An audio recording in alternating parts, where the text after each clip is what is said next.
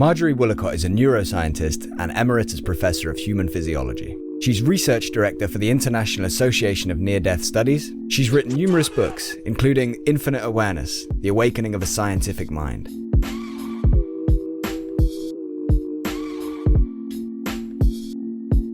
Apologies in advance for some of the glitching on my video in this episode. So, Marjorie, to start us off, tell us a little bit about your background and about how you became a neuroscientist. And I think that's an interesting question, in that I swear that I had scientific inclinations from the time I was about 5 years old. And in my book, Infinite Awareness, I tell this story about when I was 5 years old and my mother had decided to kill a gopher that was basically making tunnels throughout our entire garden. And she was very unhappy with it. And I saw then this dead gopher sitting on the lawn, and I decided I wanted to know what was inside of it. And so I went inside the kitchen and I got a paring knife, and with my sister's help, we cut the stomach open, and I saw all of these glistening organs inside. And it was this fascinating, like, curiosity and discovery about what was inside these little beings in the world. So I'd say that started my scientific leanings that went on then through school. And I went on then to become a neuroscientist for my PhD in a cell and molecular biology program. And I should say that I had wondered earlier on in life if there might be some sort of like a higher power or a God as a child. Mm-hmm. And I do also remember one point what I said to my sister, again, very early on: if there is a God in this world, then we should dedicate our life to that God, whatever that would mean. And that went into the background. And then I started taking courses in neurobiology. And I was told, hey, the material world is all there is. It's the brain that creates our consciousness. And I forgot about all of those things. And I became very strongly materialist and atheist. I didn't believe there could be any higher consciousness. So I actually had a wonderful time in graduate school. And I'll just give you one example of being in my laboratory, because it was, in a certain sense, heaven for me as a young scientist. I was actually doing research on a marine mollusk, which is actually called Navinaxa nervus. And it's a beautiful animal that has blue and gold on its body, and these beautiful little fins or parapodia that it swims with. And I was able to do a dissection cut in the animal and record from the neurons in its tiny little brain that actually help it capture prey. And I remembered activating an audio monitor, which would then allow me to hear those neurons firing. And I would then impale one of those neurons with an electrode. And then I would hear one neuron going da, da, da, da, da, da, and another one answering da, da, da, da, da, da. And it was like I was hearing the inner talk of an animal in the universe. And there was just something so inspiring about actually being able to hear what was going on inside of it, as it was in this case capturing the prey. So I think those were like the youthful parts of my life that helped me move on then into a neuroscience career, which happens to be in rehabilitation neuroscience. So I worked all of my career really trying to understand how young children normally learn how to stand and balance, and how their muscles now move back and forth in the same sort of way where one is talking when it leans forward, the other talking when it leans back. And then how to understand why a child with cerebral palsy can't do that. And then what can we do in rehabilitation to actually improve their standing and their balance abilities so that they can walk and move more normally. So that's basically what my career was about until I had my first meditation experience. Wow. Yeah, that's amazing. There's so much there. So in your earlier life, you were quite open-minded. Then you went down the neuroscience route and became, I guess, a little bit more closed-minded and started to see things through a materialistic lens. How did meditation help you to break free again and come back to being open-minded and see reality a little bit differently? Yes, and so what I should say is that this was when I was a young professor, and I had an opportunity to go down to Arizona in the United States to be with my parents and my sister at Christmas time. And my sister had been studying with an Indian meditation master, and she loved meditation. And so when we were staying together at my parents' in the same room, she introduced me to some mantras and some meditation, and I liked it. But I'm a scientist, and I'm a skeptical scientist, and I still remember that my boyfriend called my sister a bubblehead because she was into spirituality, and we were materialist scientists. We knew what the world was about. So then, however, during the time I was in Arizona, there was a plane crash with two planes colliding in the air over Southern California. And I remember at the time I was frightened already of flying, but Mm. there was this incident that had just happened, and I had to get on a plane in a few days to go back to Oregon where I was. And my sister knew about that anxiety. And so as we were in the airport and she was going with me up toward the plane, she said to me, look, I know you're afraid, but I have something that I think might help you. And I said, what? I was ready for anything. My anxiety was so high. And she said, I'm going to give you this mantra. And it was a simple mantra, which is so hum. So on the in-breath, hum on the out-breath. And she said, just repeat it on the flight and see what happens. And so I got on the flight, I sat down, I began repeating that mantra, and I remembered that it totally changed my mental state into one of calmness. And I remember when I'm usually white-knuckled at takeoff and landings, I was calm.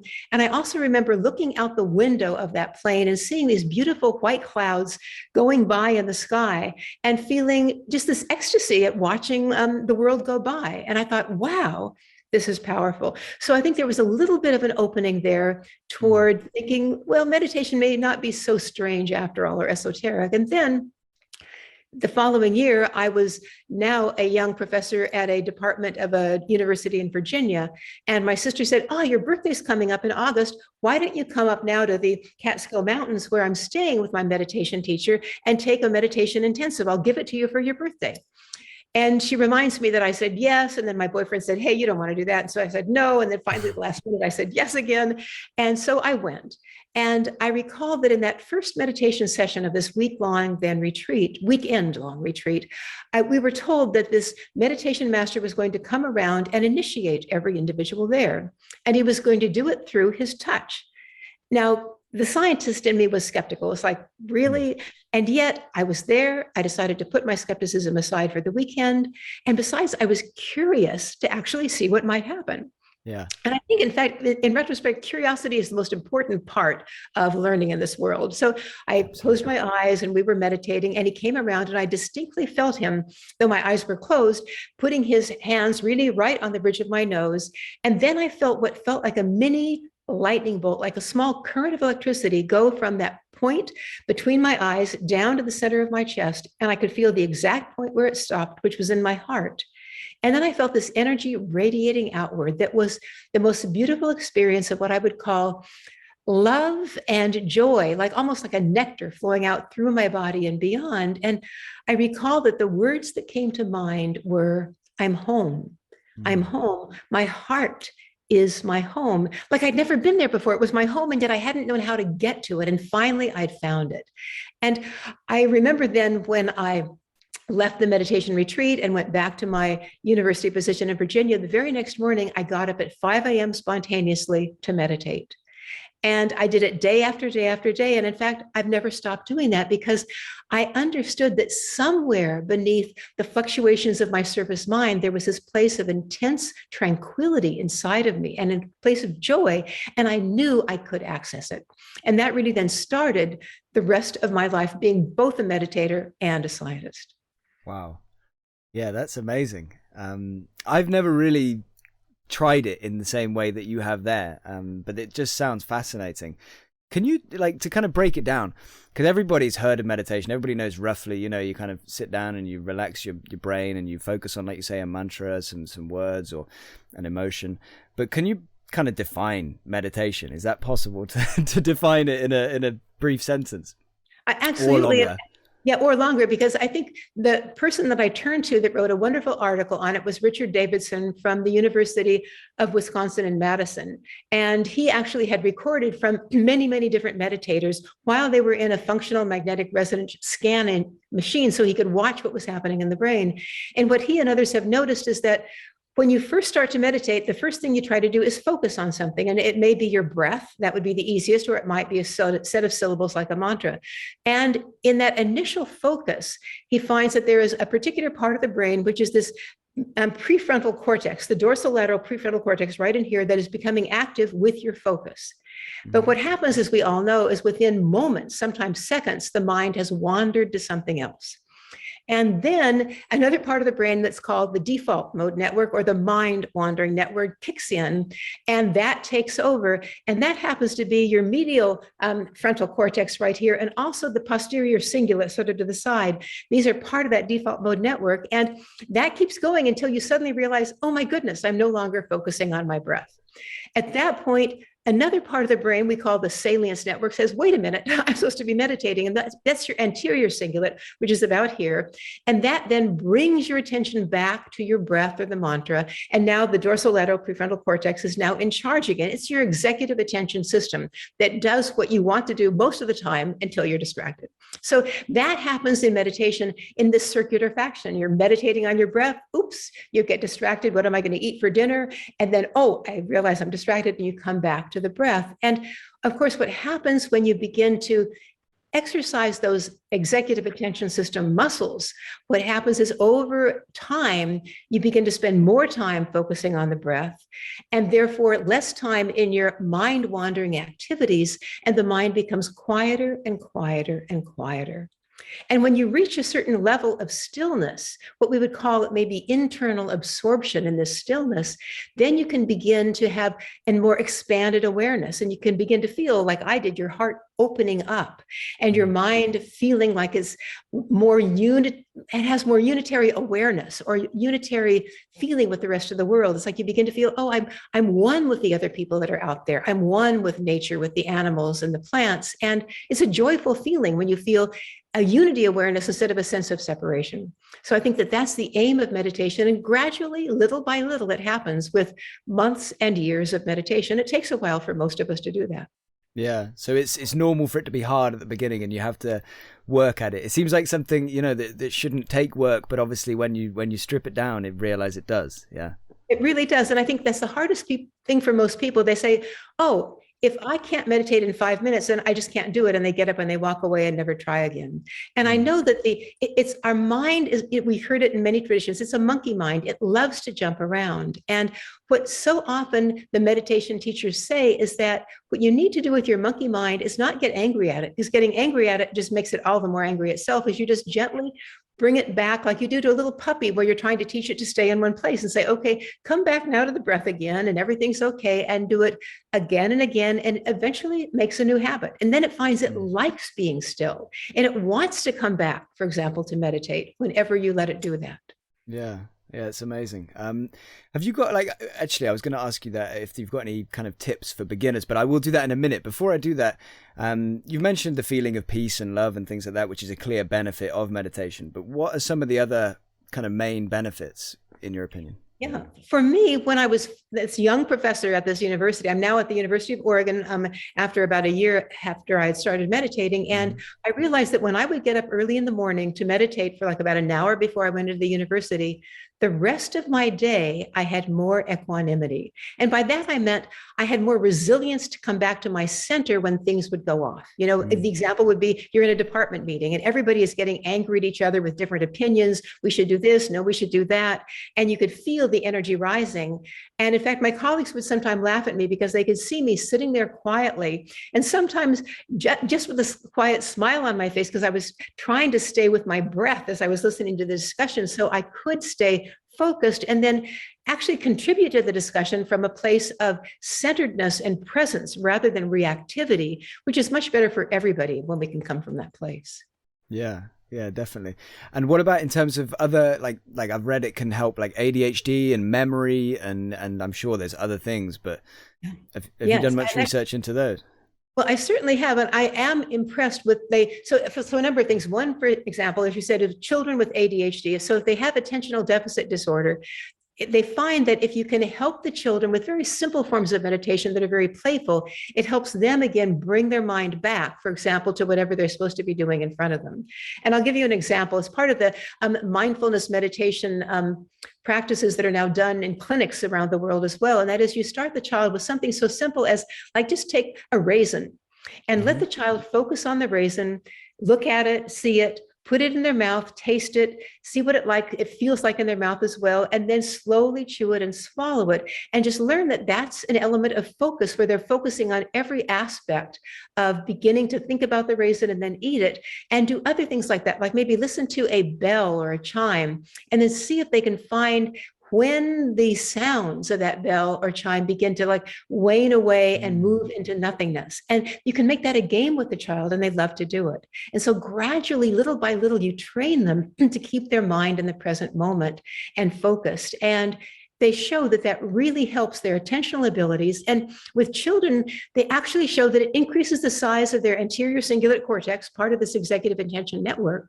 And the size of the anterior cingulate cortex is directly related to your success in later life, your health in later life, your level of criminality, you're much less aggressive and things like that, and your overall well-being. So it shows that meditation can change the size of the anterior cingulate cortex in the brain, and that it has all these other beneficial consequences later in life. Wow. You say you do an hour a day yourself? I do an hour a day. A lot of people start with maybe even 10 or 15 minutes. Yeah. And that's because it takes a while to get into that habit and begin to enjoy it. But I should say it takes me typically about 30 minutes myself to truly quiet my mind down. Okay. And so here's one thing, just again, for anybody that's listening, when you're starting out and your mind is jumping from one thought to another, which it will, my mind still does that. Yeah. What I can do is simply be the witness of watching my mind and say, oh, there it goes again. Okay, now I'm going to bring it back to the breath. And then, oh, there it goes again. Again, you do it from this state of what I call witness consciousness, just being the observer. And then you'll notice gradually with curiosity, there's more space between the thoughts. And then, oh, now there's 3 seconds between my thoughts instead of a half a second. And then there's 10 seconds. And so part of it is having the curiosity to watch the process and enjoy the process and say, yeah, it's going to take maybe 30 minutes to quiet down, but I've got the time, I'm putting this time aside in the morning. Why not just stay in the moment and enjoy it? Yeah.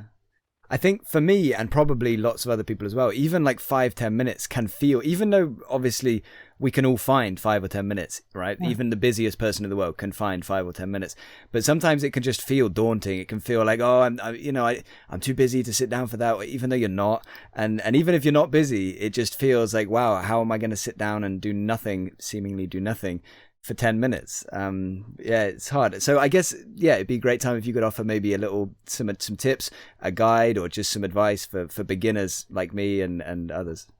Well, and so the first thing for me is also a quote from a friend of mine that I really love, which is this. It's like, we think we're actually human doing, but we're human beings. And the trouble is that we think in our current culture that doing is the only thing that's worthwhile and being is not. But the whole point of meditation is to rest in your being for a certain amount of time during the day, so that when you do, you are totally clear and focused and doing the job really well, instead of off with your anxieties about what you should be doing next.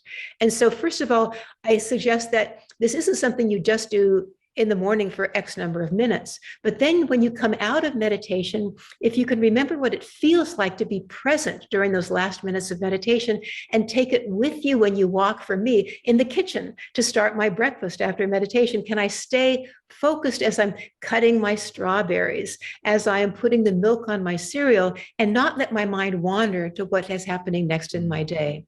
Because I think that's what they define meditation as. It's truly being in the present moment, totally present to what you're doing with a quiet mind. And one other thing I want to add before we talk about some tips too is this wonderful study by Matthew Killingsworth that was done at Harvard University, I believe, where they asked people to take an app. And that app, every so often in the day at random times, would simply turn on, and then it would ask them, what are you doing now? What are you thinking about what you're doing or something else? And are you happy or not? And what they found is that 50% of the time, people were not thinking about what they were doing. Their mind was wandering to something else. And 50% of the time, the people were unhappy.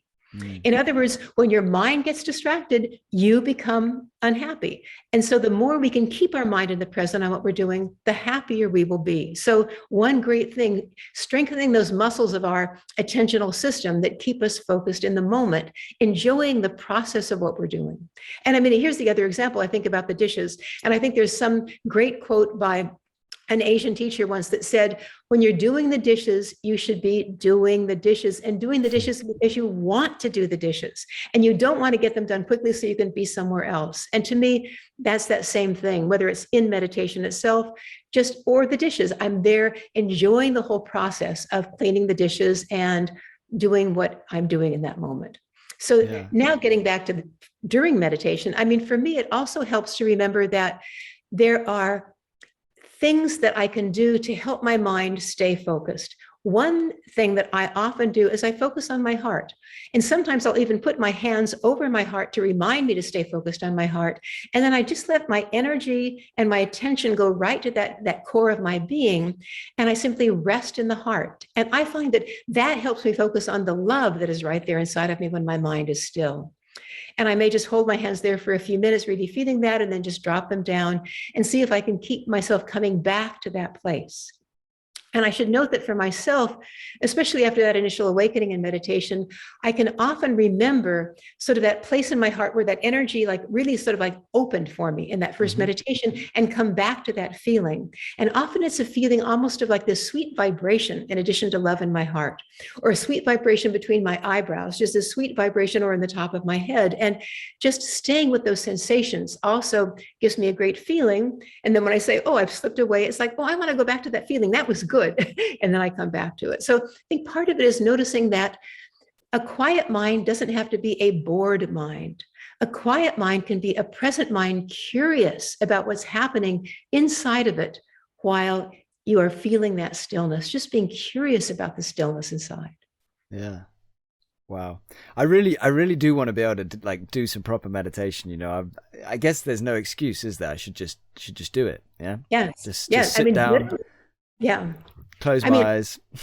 Well, and here's something else to say, Ben. One of the things that my own teacher once said, she said, you should make a few activities like meditation in your day scheduled. And she uses the 3 S's, which is basically scheduled, specific, so you know exactly what I'm going to meditate, and then also how long you're going to do it. I'm going to meditate for 10 minutes so that I know, okay, every single morning I'm going to get up after my alarm goes off and I take my shower. I'm going to sit down, and it's going to be specific. It's going to be meditation. It's going to be scheduled at this hour, and it's going to be then small enough that I can do it. I can do 10 minutes, and then you can lengthen it as it becomes appropriate for what feels like it's comfortable for you to do. So again, it's starting with those little bite-sized pieces, but then making a commitment that I don't care if I don't feel like getting up this morning, I can do 10 minutes. And then once you're sitting, oh, the 10 minutes doesn't seem so bad once I've actually sat down on my meditation cushion.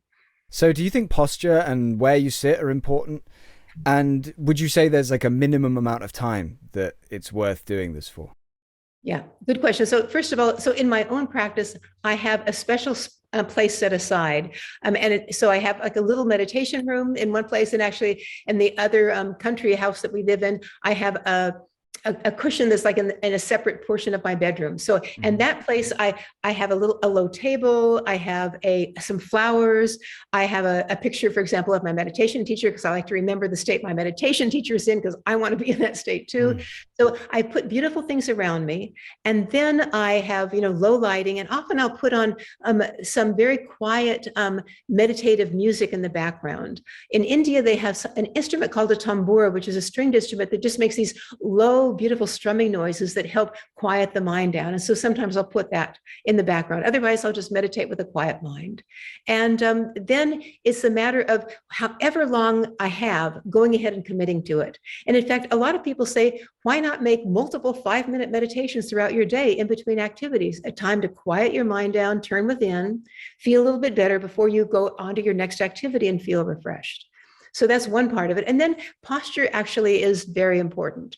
And I think that for myself, again, I'm sitting with a nice, straight, erect back. And I want to be sure my shoulders are open and I don't slump. But sometimes we find that as we meditate, we begin to like go out and then, you feel yourself slumping, and then you come back to that erect posture again, and focusing on the breath with this nice open chest. That also helps keep you alert. And I should also mention something I've discovered over the years, and that is that there is this fine razor's edge between the mind being too active and going into thoughts and wandering, and the mind being too unactive and going and dozing off and sleeping. And I can go back and forth between those. And so you're trying to find that place where, okay, I'm not dozing, I'm truly present, but I'm not letting the mind wander. And just gently being aware of those things and coming back to the present. And I did notice in the beginning that when I would doze off and find myself asleep in the middle of my meditation, it was often because I had not given myself enough sleep the night before. Mm. So there was a reason to go to bed at a reasonable hour. For me, that's like about 9 o'clock because I get up at 5 a.m. in the morning. For other people, it might be 10 or 11 because they sleep in. But the point is, you find that time where you're going to get a full night's sleep so that you will be alert when you meditate. And I should say, I meditate in the morning, but I also meditate before I go to bed at night for a little while. Some people are better in the evening and they might choose the evening to meditate. And it's totally up to your own body systems and what works for you. But the idea is to be scheduled in your practice. Okay. And you think it's good as well to do, like your friend, I think it was your friend, like little and often as well, or at least little Absolutely. while you're beginning, but often regular. Yeah. Yeah. Yeah. And I know that when I was a university professor, I'm now retired, I would often have like maybe 5 minutes in my day between meetings, something like that. And I would just sit in my office, close my eyes, sit in my chair and focus on my breath. And you can just feel your whole body like coming into alignment, slowing down and feeling more energized. Mm. Yeah, it must be a good way to help deal with stress during particularly stressful days. So you focus on your breath. So for me, I don't know if there's anybody else that's watching or listening that feels the same, but when I try to focus on my breath, I get like two in my own head, and I sometimes like, lose my breathing rhythm, and I'm like, I just not a big fan of it. So would you suggest either I push through that and just really try and continue to focus my breath and just figure out how to do it without losing my breath?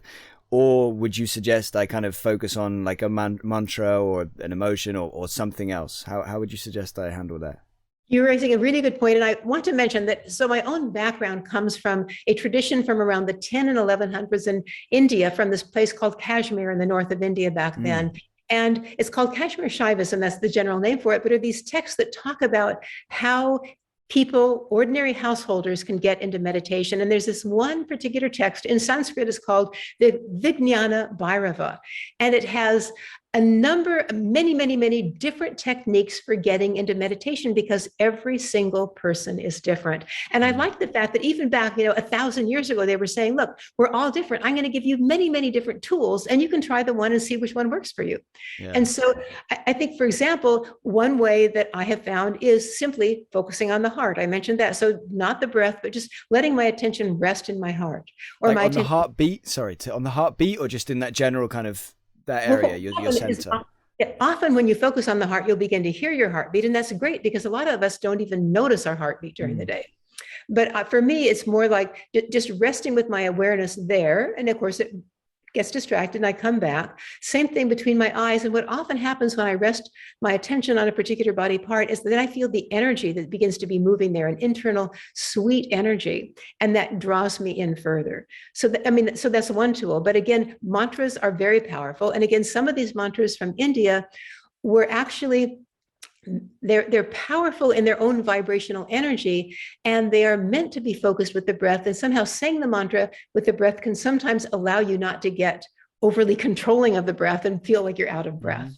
So there are a couple of, one is Soham that I mentioned that my sister gave me. Another one is just slightly in the reverse. It's Hum Sa. And so that is one of those universal, it's the sound of the breath. And they're also considered sacred syllables that bring you back to the source of your pure awareness, of that stillness inside of you. And of course, in many traditions, there are other mantras, and people can actually try some of their own mantras sometimes. I mean, one that my husband loves is simply saying the words, I am. And he likes that because he's usually saying, I am Paul. And the Paul part gets in the way, because then I'm happy, I'm sad. And he says, no, I am. And that allows you to feel the expansiveness of just being again and not worrying about the doing part for the moment. Wow. So it's like a breathe in through your nose. And then as you're breathing out, you just say, kind of whisper or say these words and just be. Yes. And again, those are things that you can play with. So for some of the mantras that I use, I say the mantra on the in-breath and I say the mantra on the out-breath. Okay. Other times I can just repeat the mantra at any speed that's comfortable for me. So, and it's I think that's the beauty, realizing there's no right or wrong. Here's what meditators think, oh, I'm not doing it right. That's the problem. It's like, no. Be curious and watch inside, and then you'll know what's right for you. So then you can play around. Shall I try it on the in-breath and the out-breath, or half of it on the in-breath, the other half on the out-breath, or just focus on the breath? And then it becomes a playful curiosity of what works best for me in bringing my mind into that stillness, that presence. Wow.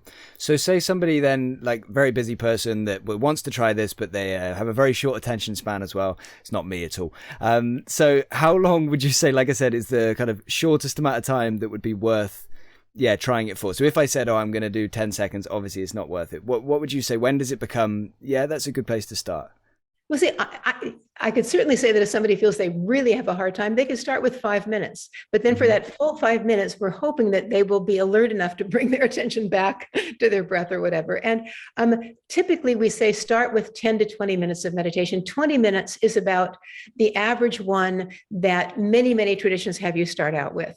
And you might do 20 minutes in the morning and then another 20 minutes in the evening, when you're beginning to quiet down again. And then you've got 40 minutes in your day that you're just working on keeping that monkey mind quieter. And then, it helps. Here's another point. It helps you sleep. So for a while, I had insomnia and I went to a sleep doctor and he said, well, I suggest that you stay up an hour later because then you'll be more sleep deprived and then you'll sleep solidly. And I thought, well, I don't want to stay up an hour later per se, but then I thought, I can meditate an hour before I go to sleep at night. And then I realized what I was doing is instead of keeping my mind in a book that was like exciting me and adrenalizing me, whether it was a scientific book or a novel, I could be focusing my mind on my breath during that last hour. And I found that then I went to sleep within minutes once I changed that to letting go of all of the computer activity and the book activity, and then just dropping into a space of meditation before I went to bed.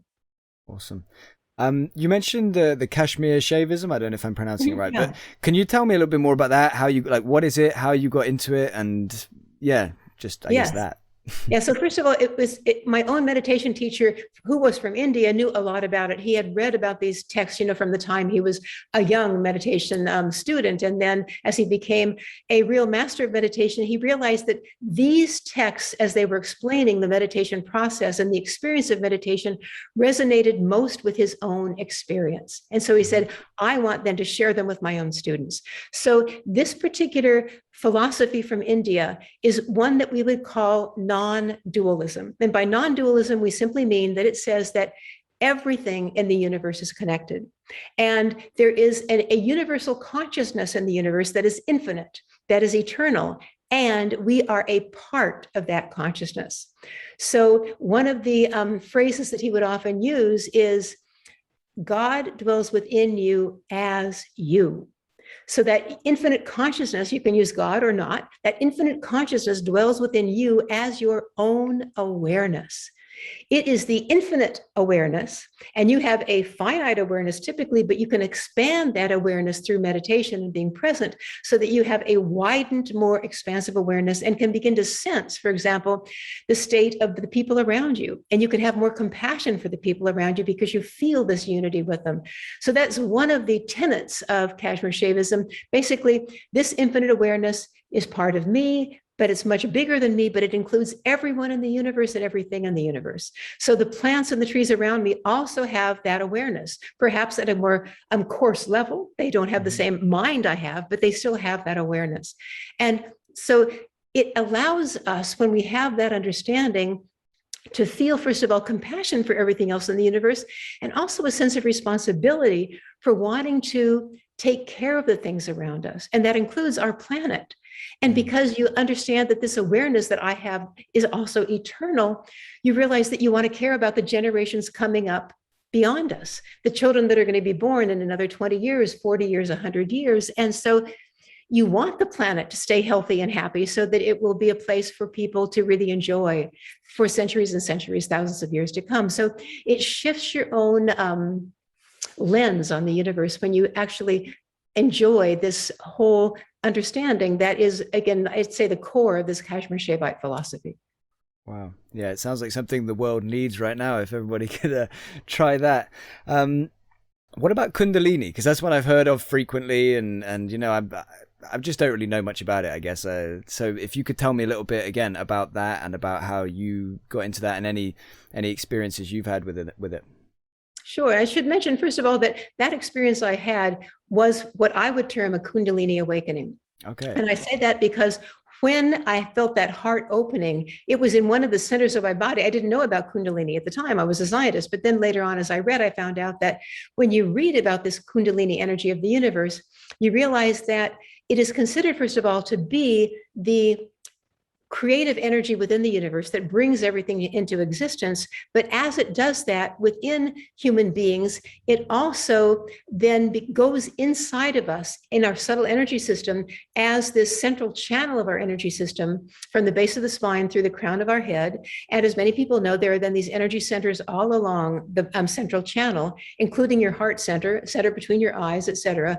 And these are places where the Kundalini is then beginning to move once it's awakened. They say that normally in a human being, we come into this earth with a dormant Kundalini, a sleeping energy system. And then at some point in our lives, there's an awakening of this energy, and we begin to understand that we're much more than this individual, that we are connected with the rest of the universe. And so I think the interesting thing about reading about Kundalini, again, in these texts from Kashmir, is that it is an intelligent energy. And we simply want to try to align ourselves with its own intelligence and allow it to begin to be nourished and to flourish inside of it as it purifies us of the concepts that we have in our mind that we're very small individual beings separate from the rest of the world. So the Kundalini is there to flesh out these limited concepts and let us see a much larger understanding that I am one with everyone else around me, and that you begin to have that experience then of luminosity. So often when the Kundalini is awakened, what you feel is light coming up through your spine, and sometimes people feel the energy literally going out the top of their head, exploding in this big light coming out the top of their head. Sometimes they actually experience their awareness leaving their body, and they watch their body from above them and at the top of the room. And they find this a very, very joyful experience. It's I'm free. I'm not just this body, this is part of me, but I'm much more than that. So that's part of it. And I want to say that I have now written about, 3 or 4 papers on this Kundalini energy, research papers, because I've been very interested in it. And the first one was actually written with Yvonne Cason, who has done a lot of her own work on near-death experiences and written books on near-death experiences, and Russell Park. And we published it in the Explorer Journal. And what had been done is Yvonne and others had collected interview questionnaires from almost 600 people, I believe, about their own spiritual awakenings, and then quantified them with questions about, so on a scale of 1 to 5, how strong was it? Did you experience light? Did you hear sounds? What was the energy feeling like in your spinal cord? Was it tingling? Was it a sense of rushing up? So we had these nice questionnaires that could help us quantify this. And it was fascinating to see how many people with this awakening would call it a mystical experience. And usually there was expansion of their energy beyond their body, often a feeling of light, a feeling of love, sometimes vibrations in their body as the energy would move through it.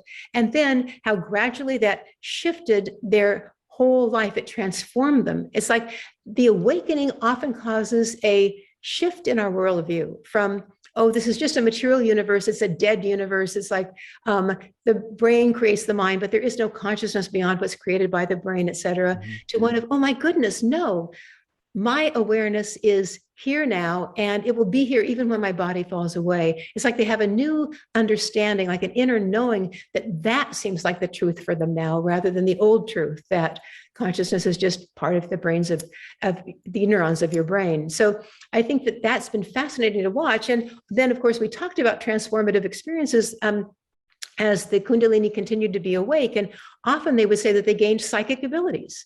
And other people would say that now basically the love in my life has increased. So I feel a love for not only my own family, but my community, the whole world. They'd say, I'm less materialistic. Money doesn't seem to be so important. It's not that it's not important, but now I respect money, but I don't feel like that's the reason that I'm in existence, to get more money. Yeah. They realize that relationships are much more important to them, for example. And the other thing that's interesting is that it begins to cause a change in careers for many people. It's when they were originally, well, a little bit like me with my neuroscience career, I was doing that originally from more this materialist perspective.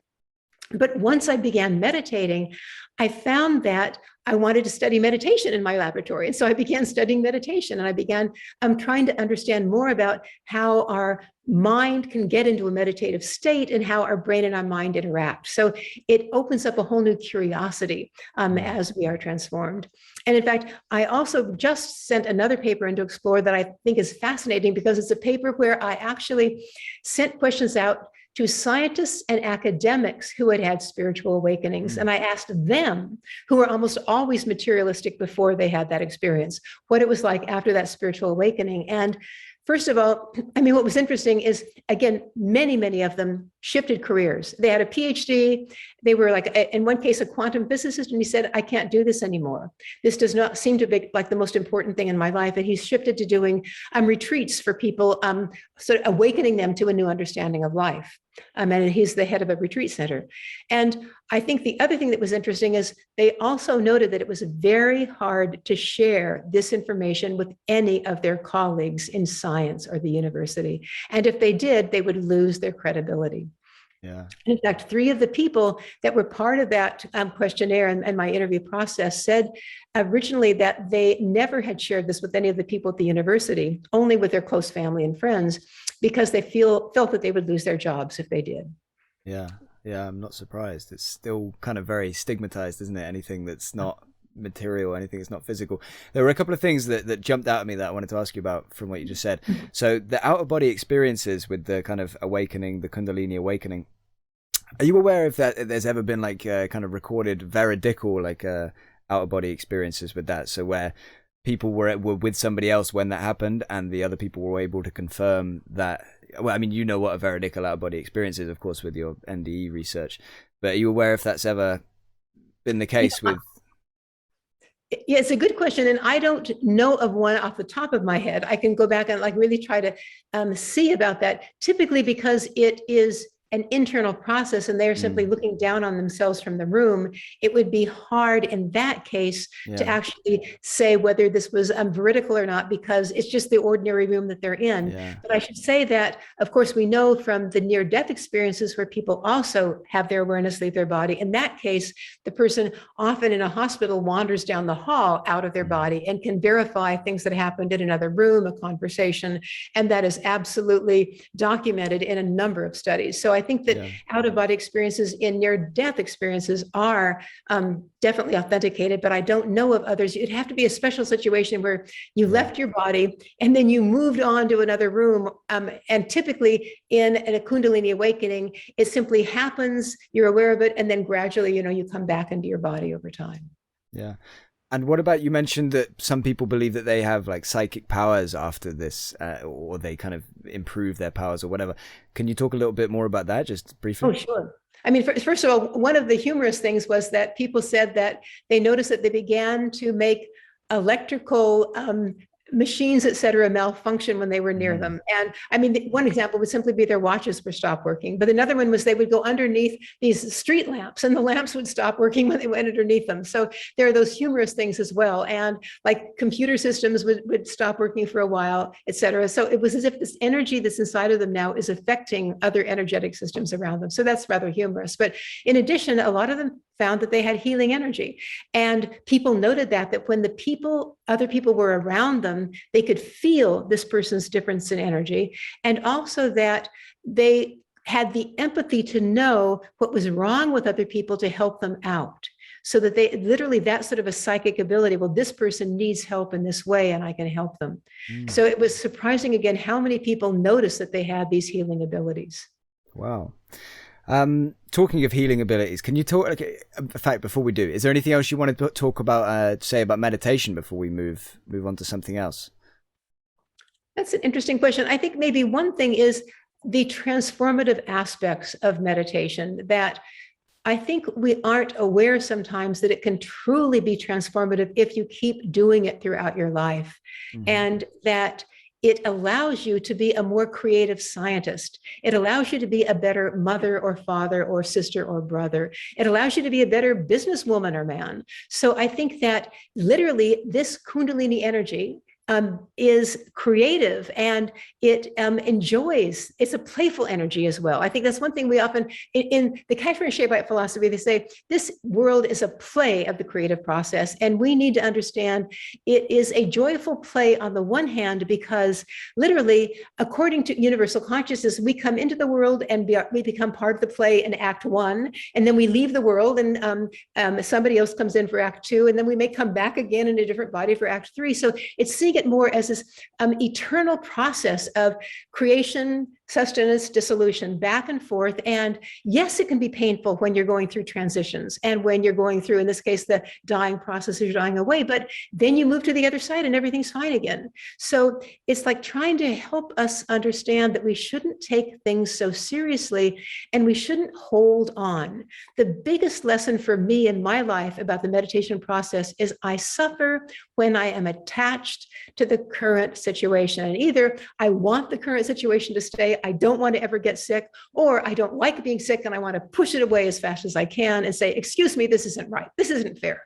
And according to this philosophy, when you enter this world, this material world, you've signed up for the two polarities, the great joy and the sufferings, because that's part of this process of transition between creation and dissolution. And so that's where being the witness, when you can stop and watch and just be present, the pain may still be there, but the suffering may not be there in the same way. So to me, that is one of the key issues. And one last thing I want to mention too is that I talk about Kundalini, but in fact, that's the Indian term for it. In the Christian tradition, it's often called the Holy Spirit. The Jewish tradition, maybe the Shekinah, or in Japan, the Ki, China, the Chi. African tribesmen have their own word for it as well. So I think the point is that it's a universal energy, and each culture gives it its own name when they begin to feel this moving inside of people who have these spiritual awakenings. Wow, yeah, that's fascinating you mentioned that, actually, because I'm always trying to figure out, like religions and how this all kind of fits in, because I do think that they came from somewhere, right? Like there's something to them. There's clearly aspects that are based on reality, but maybe just been misinterpreted or we've labeled it, in an incorrect manner, and then it's stuck. But that's really interesting to hear about that. So we'll move on to just briefly talk about energy healing, because you've also done you're familiar with that. So like Reiki, acupuncture, Tai Chi, and probably many other forms as well. So yeah, just kind of go wherever you want with this and just tell me a little bit about it, educate me a little bit. Yeah. So during my last 10 years at the University of Oregon, I was in the human physiology department, and we had a lot of pre-med majors and pre-physical therapy majors, et cetera. And these students in their senior year are able to take what they would call a capstone course. And I thought, I'm studying meditation and these alternative forms of medicine. I would love to give seniors who are going on to a medical career another lens on medicine. And so I said, why don't we teach them a alternative and complementary medicine course? And so what I did then is I brought in practitioners from all the different modalities of complementary medicine to the class.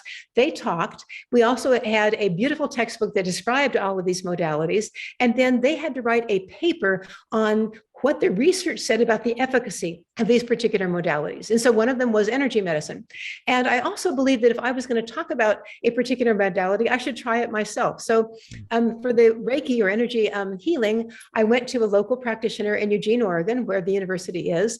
And I had my first experience with her. And I felt, I do feel a lot more calm and nurtured as she's working on the energy parts of my body. And I became a little more curious. And I said, hey, I'm going to actually go to a workshop that's happening in Washington State, and I'm going to take the workshop and learn more about what it's like to actually learn about energy healing. How do you actually learn this process? And I thought I would do it as the observer scientist, watching these people learn. But in fact, what happened is that when you join a course, you become one of the people that gets tested, so to speak, and is doing all of the exercises with people. So after the first evening of giving us instructions and lectures, the woman says, okay, now you're going to try it on each other. And I'm going, oh, no, not me. I'm just a scientist. But I paired up with a nice young man who's actually done a little bit himself. So I say, you go first. So I lie on the table, and then he, of course, puts his hands in different places over my body and is doing the process. And as he's doing it, something comes into my awareness. It's like, oh, I know how to do this. I understand at some deep internal level. And so when he was through, and I then he lay down on the table, and I stood up, and I went through this whole procedure of putting my hands in different places on his body and feeling the energy. I found that as I, for example, put my hands over his head, I went into this deep meditative state, and I could feel the energy in my hands. And then as I went through the different parts of the body, it was like this meditative state would take over, and the energy would be guided in the right way. And at one point, our teacher of the energy healing class comes over to me, and she says, Marjorie, something like, you're so beautiful and methodical about it. And I thought she was joking. Oh, you're a scientist. But no, she was real. She said, no. She said, you really are good. And I thought, that's intriguing, because what it taught me is often when I can let my intellect get out of the way and I can go into a meditative state, then I can access this energy and allow it to flow through me. And I think that's often the key. The intellect can be a great friend at certain times and also a bit of an enemy at other times when I want the intellect to quiet down and let the energy flow through. So that was my first experience. But then I began doing research then as I wrote my book, Infinite Awareness, and one chapter is on energy healing.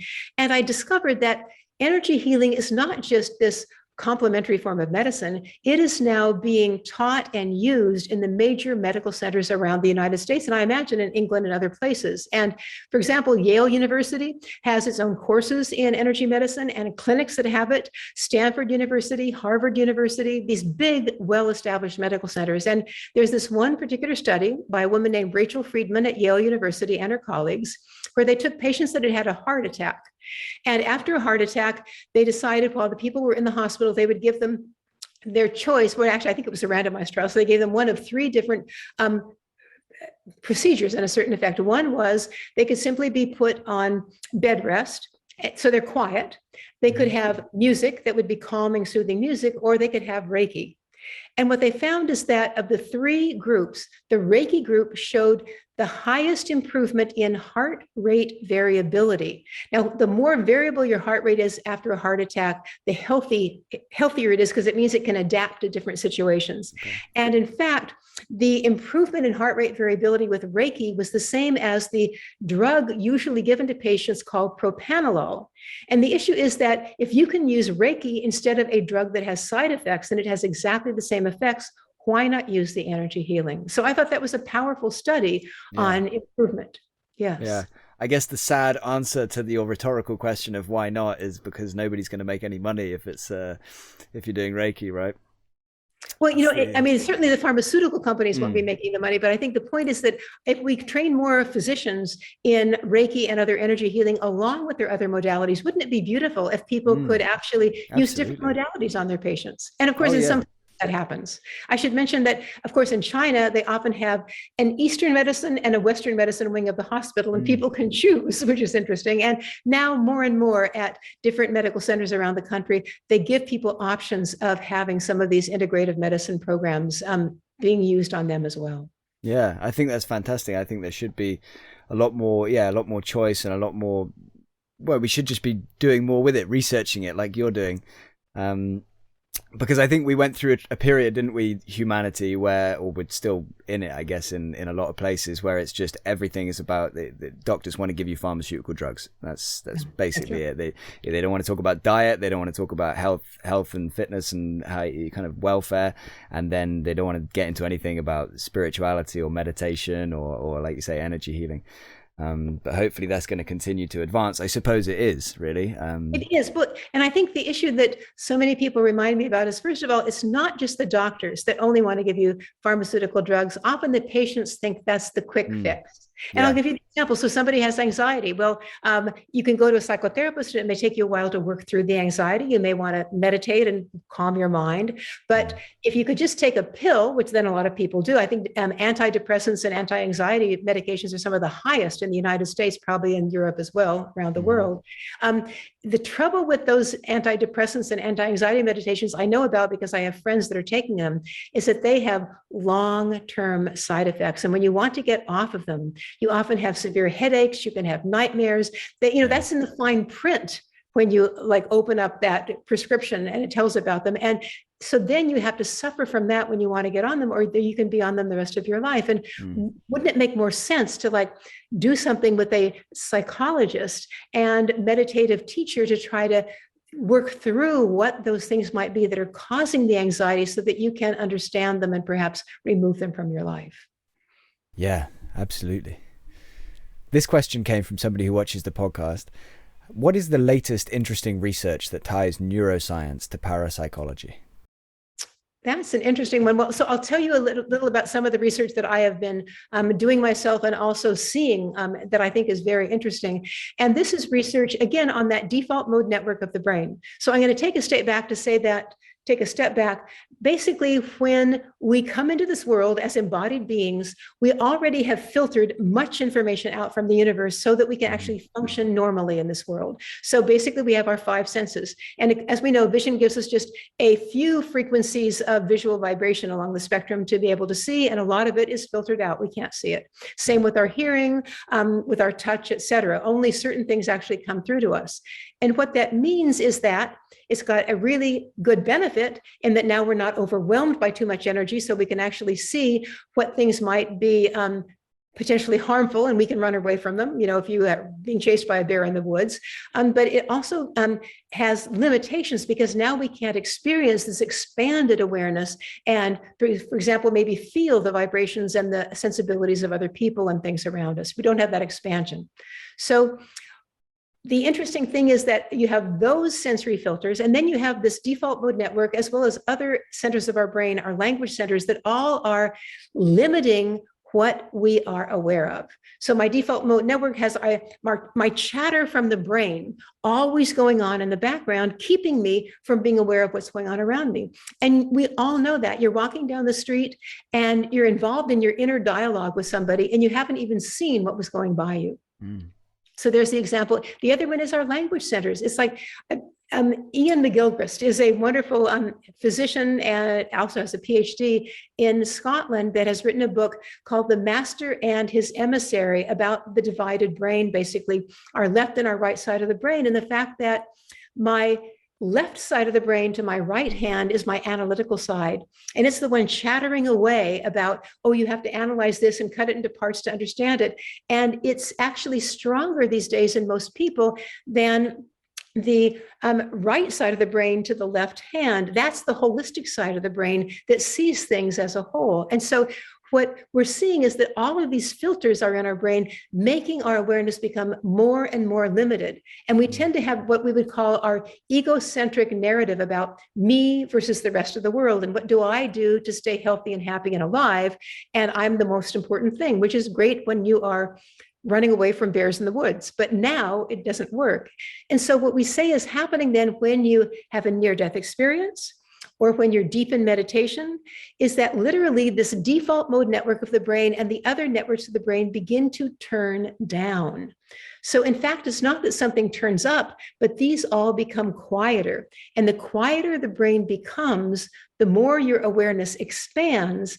And now you can actually experience, for example, the feelings of other things around people around you. You can be in the present moment and know exactly what needs to be done. And people often notice that colors are brighter. It's literally like your senses are expanded when all of these filters begin to turn down. In near-death experiences, they turn off altogether because the mind has stopped.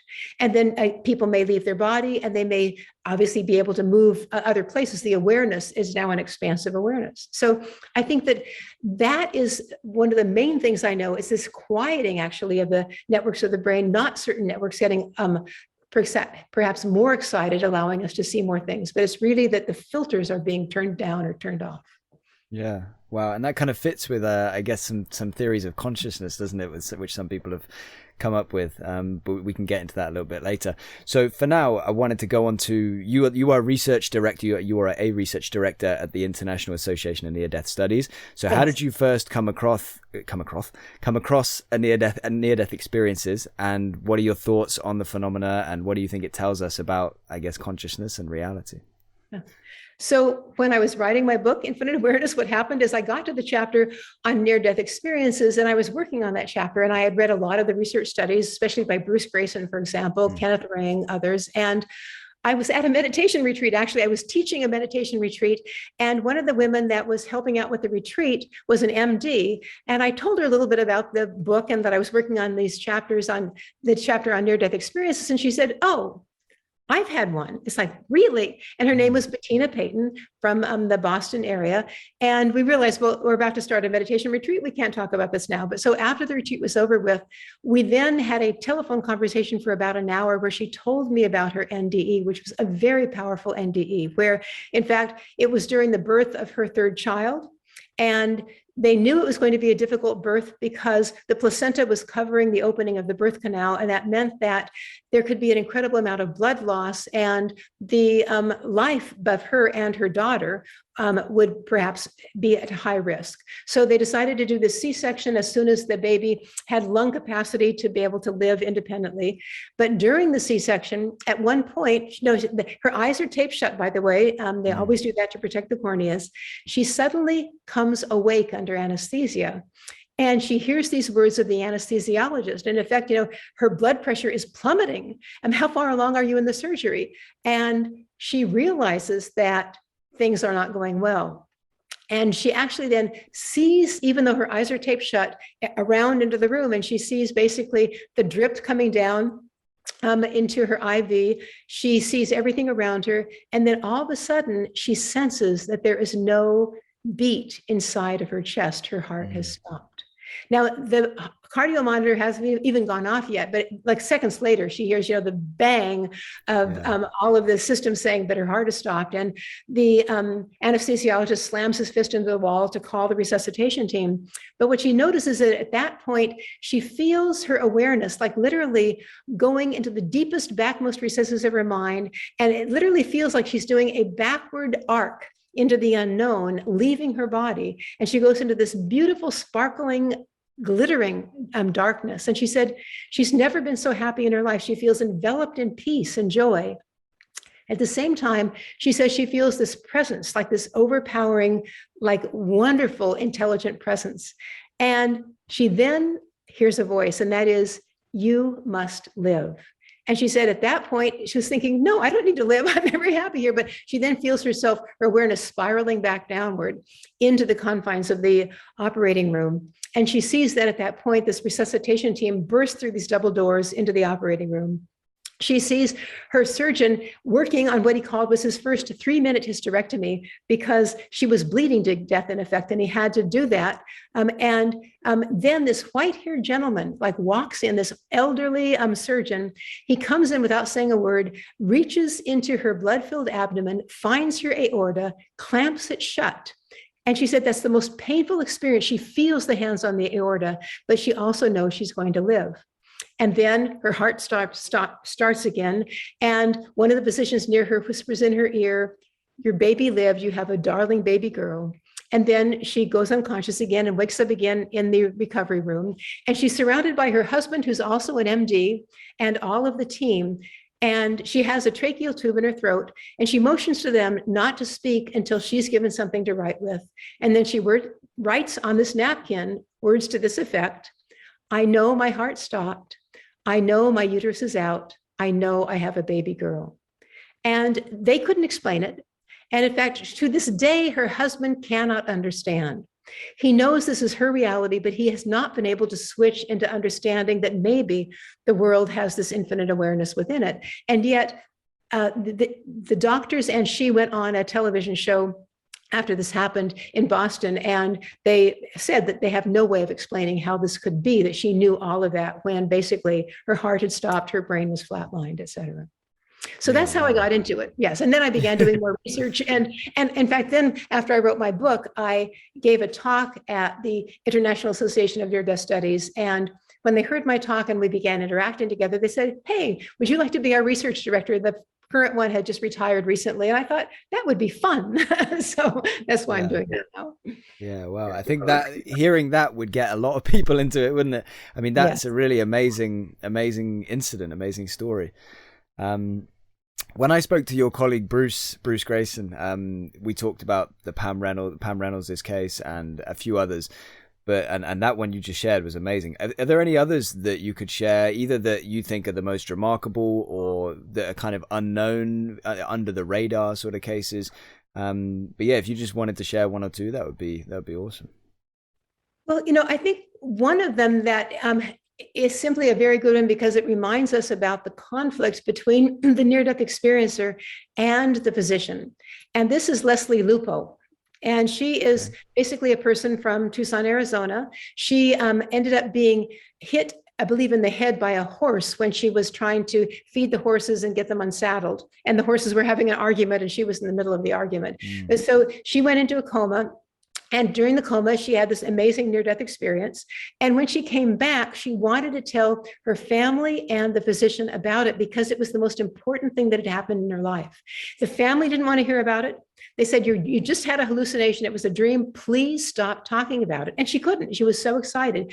And then the doctor said the same thing. And finally, when she wanted to tell him more, he said, look, if you mention that one more time, you are going over to the psychiatric unit across the street and we are going to give you drugs. And she shut up. Of course she did.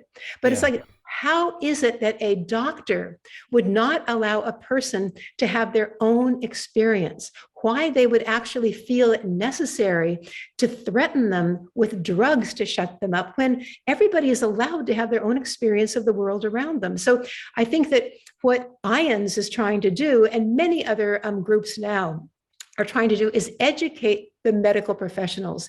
And really, the basic point is everyone is allowed to have their own truth about their experience in the world. And you don't have to tell them whether it's wrong or right. You can listen to them. If it's not harming them in any way, allow them to have their own truth, even if for you, it can't be true because you are a materialist. So I think that that's the key issue, like nurturing these people in the hospital rather than trying to make life very difficult for them. Yeah. No, definitely, and I hadn't come across that one, so that's amazing. We could talk more about NDEs, and we could have talked more about meditation, but I think we should keep rolling. So in terms of end of life experiences, they kind of couple well with NDEs. So terminal lucidity is one that jumps out at me. But what would you say, kind of, or what are your thoughts on end of life experiences and how they relate and what they tell us again? Yes, two things about that. One is that there are studies going on now, again, with people that interact with ions. One of the researchers who is doing shared end-of-life experiences, which I think is interesting too, where sometimes when, for example, your mother may be dying, you somehow are able to go with her part way into that sort of like end of life realm. And you may even be able to see some of the relatives on the other side that are waiting for her. But then there's a particular point where you're told you have to go back now, and she goes on her way. So it allows the relative to then see the reality of that transition and not be so afraid of it themselves. So that's one example. And of course, the other one is another paper that I've written with Chris Rowe, Evelyn Elsesser, and others on after-death communication, where then the person who is dying often comes to you as they are dying. And it might be in a dream, and it might be in a waking moment where literally they're about to leave, but they want to say goodbye to you. And they're right there with you as if they are truly alive in front of you saying goodbye. And then you realize, you find out later, that's exactly the moment that they died when they came to you. Yeah. So I think those are very fascinating ones. And I think the other thing that we're doing right now is the third one that we were talking about, which is terminal lucidity. And this is something that's been researched by Bruce Grayson, by Alexander Battiani, and others. And it's where a person who is at the end of life due to some sort of an illness, and it could be Alzheimer's disease or dementia, where their brain is no longer functioning, or it could be a coma due to cancer. It could be a number of things where the body and the brain are shutting down. They have been comatose or unable to interact with people. And suddenly within like minutes to hours to maybe the day of their death, they become lucid again. They recognize everyone, they say goodbye to them, they have a beautiful conversation, and then they pass away and they die. And the reason this is so interesting is that you can do on autopsy a autopsy of the brain, and you see the brain couldn't be able to do that. I mean, there are some examples of a person with stroke, for example, that literally couldn't move their body, but sat up in bed, raised their arms, said hello to their husband that they saw, in the room, and then fell back and died. And the daughter was there watching, and it's like, how did mother do that? She couldn't move, but that's what happened. So I think it's a fascinating issue that says, for me, it says our spirit, our mind, our awareness is more than just a product of the neurons in our brain, because there should be no way that that could happen. And I should say that right now I'm part of a team which includes Bruce Grayson, Chris Rowe, Michael Naum, another person that's done a lot on terminal lucidity, Natasha Hassel-Matamua, who's from New Zealand, a nice large group of people doing research on pediatric cases of terminal lucidity, with a pediatric doctor who's named Philip Roars from the University of Virginia, where he has encountered these children that might be 2.5 years of age and have an autoimmune disease and are dying, and there's nothing more that can be done to them to save them. And at some point, the family realizes this and said, okay, we're not going to make them suffer anymore. We're just going to like let them be. And at that moment, the child comes back out of a coma, plays with their toys and has a wonderful time with their family for maybe a few minutes to a few hours, and then goes back to sleep and dies. And what we're realizing, I mean, the importance of this for the medical system is that we need to understand when it's best to stop all of these Herculean efforts of medical resuscitation and allow the child to have that time with their parents of really being with them. When the child knows they're going to die, the child will often say, you know, basically, I'm going home now. Yeah. And then the child dies. Yeah, it's fascinating, isn't it? It's wild. Have you ever come across, again, this is maybe similar, that, you know, crisis apparitions, but have you come across apparitions in general? And like, have you done any research into that? Are you aware of apparitions? What, again, just talk about it for a minute if you don't mind. Sure, yes. I mean, I learned more about it when I realized, as I was learning about after-death communication, which Chris Rowe has done research on, and Evelyn Elsesser for a long time, I realized that work was done in the mid to late 1800s about this very, very carefully in England. And a group of scientists that were, you know, very well respected wanted to know, are psychic phenomena real or not? And so they did these careful interviews with people throughout England and other parts of Europe and the United States, and published these beautiful accounts of these things. And in fact, one is available free online. You can really look at their entire set of all of these interviews. And because they're scientists, they're very careful to say, this is what the person actually saw in their crisis apparition. In effect, they saw this particular person, who we found out later had just died, come into their room. You know, they were there, but maybe they were there but translucent, so you could sort of see through them. And they said these particular things or did these particular things. And then it was verified afterwards that that's exactly the moment that the person died. And they have many, many, many of these cases. And so it's like, well, how can you not believe that this is the case when it has been carefully scientifically documented? And there's no way we can figure out how you could have a hallucination that was so absolutely accurate with the time the person died when you didn't know that they had died. I think that that's the key issue, that when these things happen, when it's only verified to you and perhaps others around you that the person died, you know, a day later after you had it and documented it, there doesn't seem to be an easy solution that doesn't allow consciousness to actually communicate in what I would call a non-local way, from where the person died across the world to you in your own home.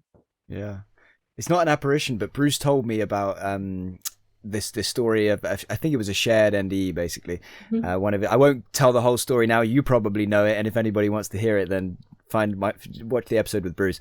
But it was the red sports car. You're probably familiar with that one. Yes. Yeah. It just, you made me think of that. And like I say, everybody should go and watch the episode with Bruce after this, because that just, such a mind-blowing incident to me, that like you can't really reconcile that with any kind of materialist worldview. And if anybody's still holding on to a materialist worldview, that's the one to listen to. This is something that 6 months ago, or approximately 6 months ago, I would have thought was absolute nonsense, but I've done a significant amount of research into these subjects recently, and mediumship is something that I've had to kind of reconcile. So what are your thoughts on mediumship? I'm assuming you're aware of lots of the research into it and the certifying of some of these mediums. I still believe that the vast majority of people that call themselves mediums probably aren't. I mean, that's just my gut feeling, but I think we're talking about the minority, or whichever number of them are legitimate or seem to be legitimate. So again, just kind of share your thoughts on that, if you don't mind.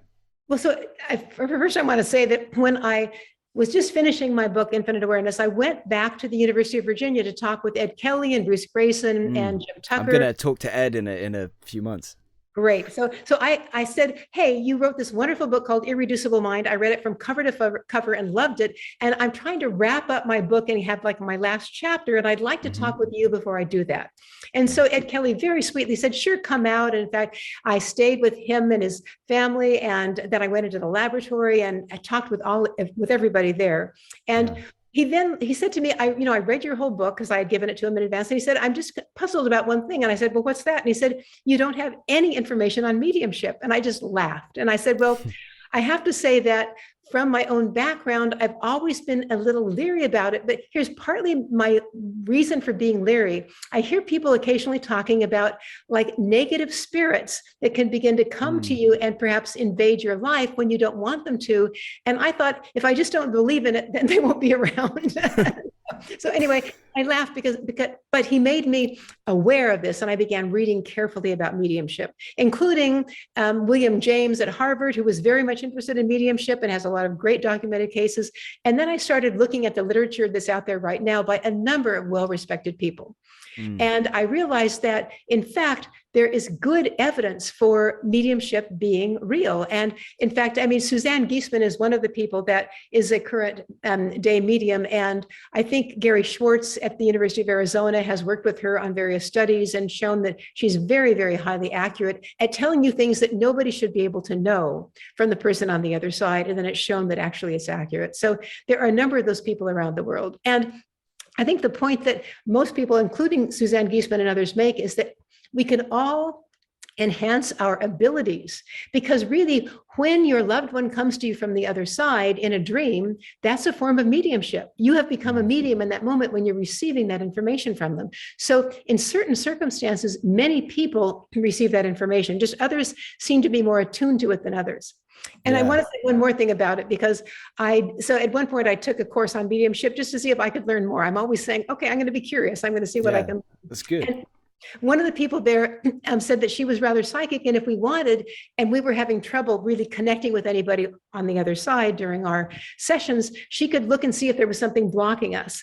And so I said, sure, that would be great, because I'm such a scientist. I certainly don't have those intuitive abilities to any real extent. And afterwards she said, Marjorie, what it is that your intellect is so strong, it is in the way.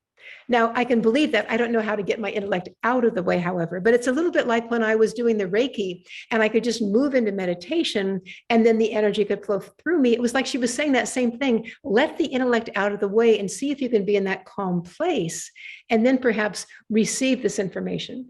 So, I think that's partly the issue of whether some people are authentic and some people might not be. It could be that the ones that are not so authentic are the ones that occasionally get it, but most of the time they're wrong because they just don't have that attunement. Like if I were to call myself a mediumship, I'd be wrong most of the time. So I don't say anything like that. Have you ever had your own experience that you believe like was successful? Like you believe you were able to communicate with somebody or anything like that? Well, not me, but I certainly remember, in fact, my sister is interested in this sort of thing too. And so she had heard about a medium that was supposed to be very good. And so she said, well, why don't we go ahead and have a session with her? And we did. And the medium did say very interesting things about, in fact, two of my sister's previous boyfriends that had come to difficult ends that were very, what's the word, disconcerting. One had diabetes and he died in a diabetic coma when no one was around.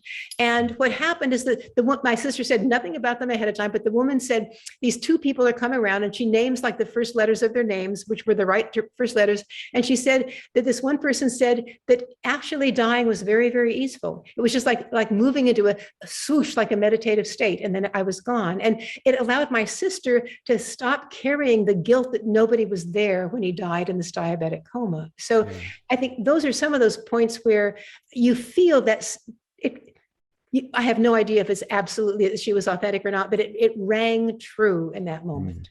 Yeah.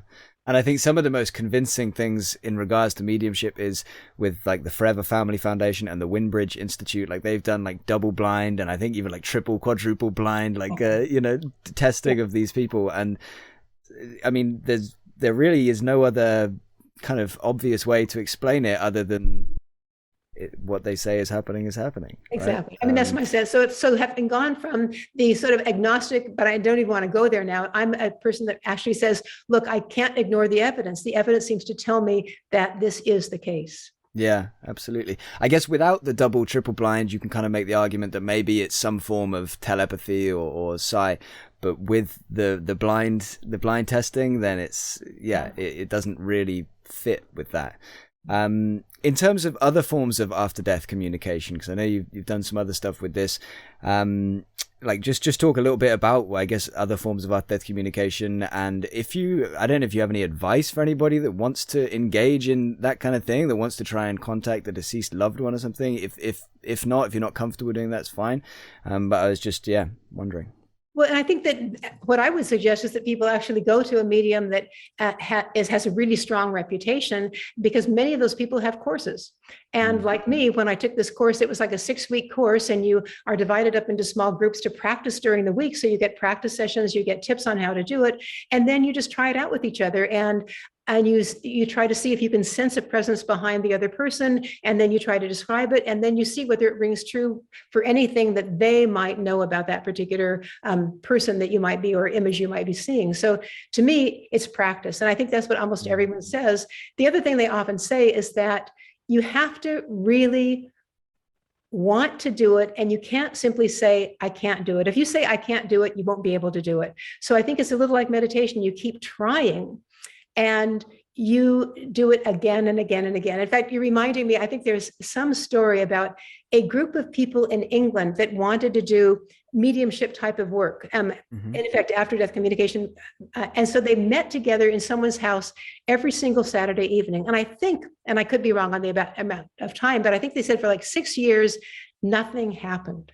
And then all of a sudden, they began getting these presences in the room with them. And they were all feeling it, and they were all acknowledging it. So I thought, well, that's interesting, having that much patience. I would have given up after like 3 months myself, but they kept with it, and then something actually happened. So maybe their own minds were becoming quieter over those 6 years, so that they finally could begin to sense those presences. I don't know. That wasn't Stuart Alexander, was it, by any chance? And I don't know. I don't remember the name. Okay. Well, I'll send you some info about him after. He's somebody I'm going to be talking to in the future who's been on that kind of road where he just had patience for years and years with nothing, and then had a breakthrough. What are your thoughts on reincarnation, like these children with past life memories? Again, it's something that kind of is related, and lots of these people that you've mentioned and that I've mentioned have kind of done some work into this too. I mean, Jim Tucker, I think you mentioned Jim Tucker's name a little bit earlier. So he's obviously a specialist of this at the University of Virginia. So yeah, what are your thoughts on that? And where in your journey did you begin to kind of, because I'm guessing you've kind of accepted that in some form or fashion? Yeah, so once again, as I was writing the book Infinite Awareness, The Awakening of a Scientific Mind is about my own journey from the time when I was dissecting gophers when I was 5 all the way through today. And so as I began to want to know whether consciousness truly is fundamental, I had to really start looking carefully at the research, because as a materialist scientist, I ignored the literature. I knew it couldn't be true, so why would you look it up on one of the research indexes like PubMed? But then I'm writing my book, and it's like, well, I have to find out. So I am curious. So I go to look up the research on cases suggestive of reincarnation, and up comes Ian Stevenson's name. And Ian Stevenson, I find out, was a psychiatric professor at University of Virginia for many, many years. And he did over 2,500 cases on children that believed they had had a past life. And I'm going, wow. And then he talks about how he carefully documented these cases like they would in a legal system, of trying to interview the children and the parents separate from the people that they think they might have been, and to really corroborate the stories of one family versus, say, the family that the child thought they were from. And then went out and carefully collected the data and looked at it. And he has so many cases that, again, I don't see how you can explain them from any other point of view. And therefore, it becomes very, very strong. And I have, I think, 3 or 4 cases in my book about that. And of course, some people say, well, maybe if it was in India, that's just because the Indians believe in that sort of thing. But of course, then Ian Stevenson and then Jim Tucker have these cases from the United States, which are equally amazing, from people that were Christians that didn't believe in reincarnation. And then the child is saying, hey, this is who I really am. And it's like, really? So I think that that's the point where, once again, I have to say, okay, doesn't make sense, but here are the data. And I think what you're reminding me about, the hardest part that I noted as I was writing up this chapter, was what Ian Stevenson called the scars related to the previous mode of death that are now in the current child. And I think in one case, the child was killed by a gun that I think went in like through his temple in front of one ear and out through the back of his head. And the current child has a scar, small here and large here, as it went out. And it's like, how do I deal with that? It's like, for me, somebody that believes in genetics being the sole way that my body forms what it is, they're saying, hey, it's not so simple. Genetics are important, but there's another factor that can enter in. And we might call that an epigenetic factor. So I think we're accepting epigenetics more. And so now I'm curious about that sort of thing. But so, yes, what happened is that after reading case after case after case, I began to say, well, I have to begin to believe this because the evidence has accumulated that shows me that I don't see how it could be otherwise. Yeah, exactly. That's the thing. I mean, when you first find it, you kind of look at it from the point of view of, how can I explain this? And again, it's something that a year ago I probably wasn't really bought into at all. In fact, my whole journey started when I watched the Netflix series Surviving Death, based on Leslie Kean's book. Which just totally turned my world upside down, or was the beginning part of that process. But yeah, it's compelling. There's a lot of compelling cases. And you said about, like, people would say that in India or wherever the culture is that kind of has reincarnation built in, that's where they all are. But you can look at it the other way, can't you? And say, in fact, there's a lot less on record in our countries, in America and Europe, but that's quite possibly because we don't have it accepted into our worldview in our cultures, and so people either ignore it or they hush it up. They're like, if their kid starts coming up with memories, it's like, okay, let's not tell anybody about that because we don't want to, And also, if it doesn't fit with the religions that we have here and that kind of thing. I mean, there's so many reasons for it, but it's fascinating. And like you said, it's kind of confused. It's like, how does these things all fit together? I don't know, but maybe we'll never be able to find out everything until the day that we do. Psychic phenomena. Can you kind of just riff on that for a little bit? What your thoughts are, what you kind of believe the evidence suggests in terms of like telepathy, remote viewing, precognition as well, these kind of things. And if you've had any first-hand experiences too. Okay, sure. So, I mean, first of all, I should mention that when I was writing my book, I began looking at these things, especially I was looking at the work that was from the Paralab at Princeton University. And Dean Radin was a part of a lot of those experiments where they were trying to change the output of random number generators. And it was powerful to see that, yes, you could, with an intention, change the output to be higher or lower than it should be normally randomly. And also that people that had a meditative background were better at changing it higher or lower because I believe their focusing abilities were much, much stronger. That's what meditation does. It makes you a very strong focuser. So that was my start of it. I found that fascinating. And then when you see that actually people can change the growth of, for example, bacterial cultures by, again, sending them positive nurturing thoughts, et cetera, all evidence that's been proven in the laboratory, that was amazing. And then I had my own experience at a workshop. So I was giving a talk at a 3-day workshop in New Zealand, in Auckland, New Zealand. And Dean Radin was also invited as one of the speakers to give a talk there and do a short workshop. And in his workshop, he decided to have us all practice what you could recall remote viewing, but it would be more like a precognitive experience where he's going to show a PowerPoint slide on the screen. And before he shows it, all the people in the room are supposed to draw on a sheet of paper what they believe is going to be shown in the next 15 to 30 seconds. And so the first few times he tried that, I was totally wrong. I was trying to get my mind to think about it, and my mind couldn't do it, and the image was wrong. And then I said, look, I'm just going to stop this, and I'm simply going to let my fingers draw whatever my fingers want to draw, and I'm going to keep my mind out of it. And then I became amazingly accurate. And I still remember one was like, I think it was some of those windmills, the air windmills that you see all over Southern California, the long stick, and then all of these propellers on the top. And that's exactly what I drew, not knowing what I was drawing. Wow.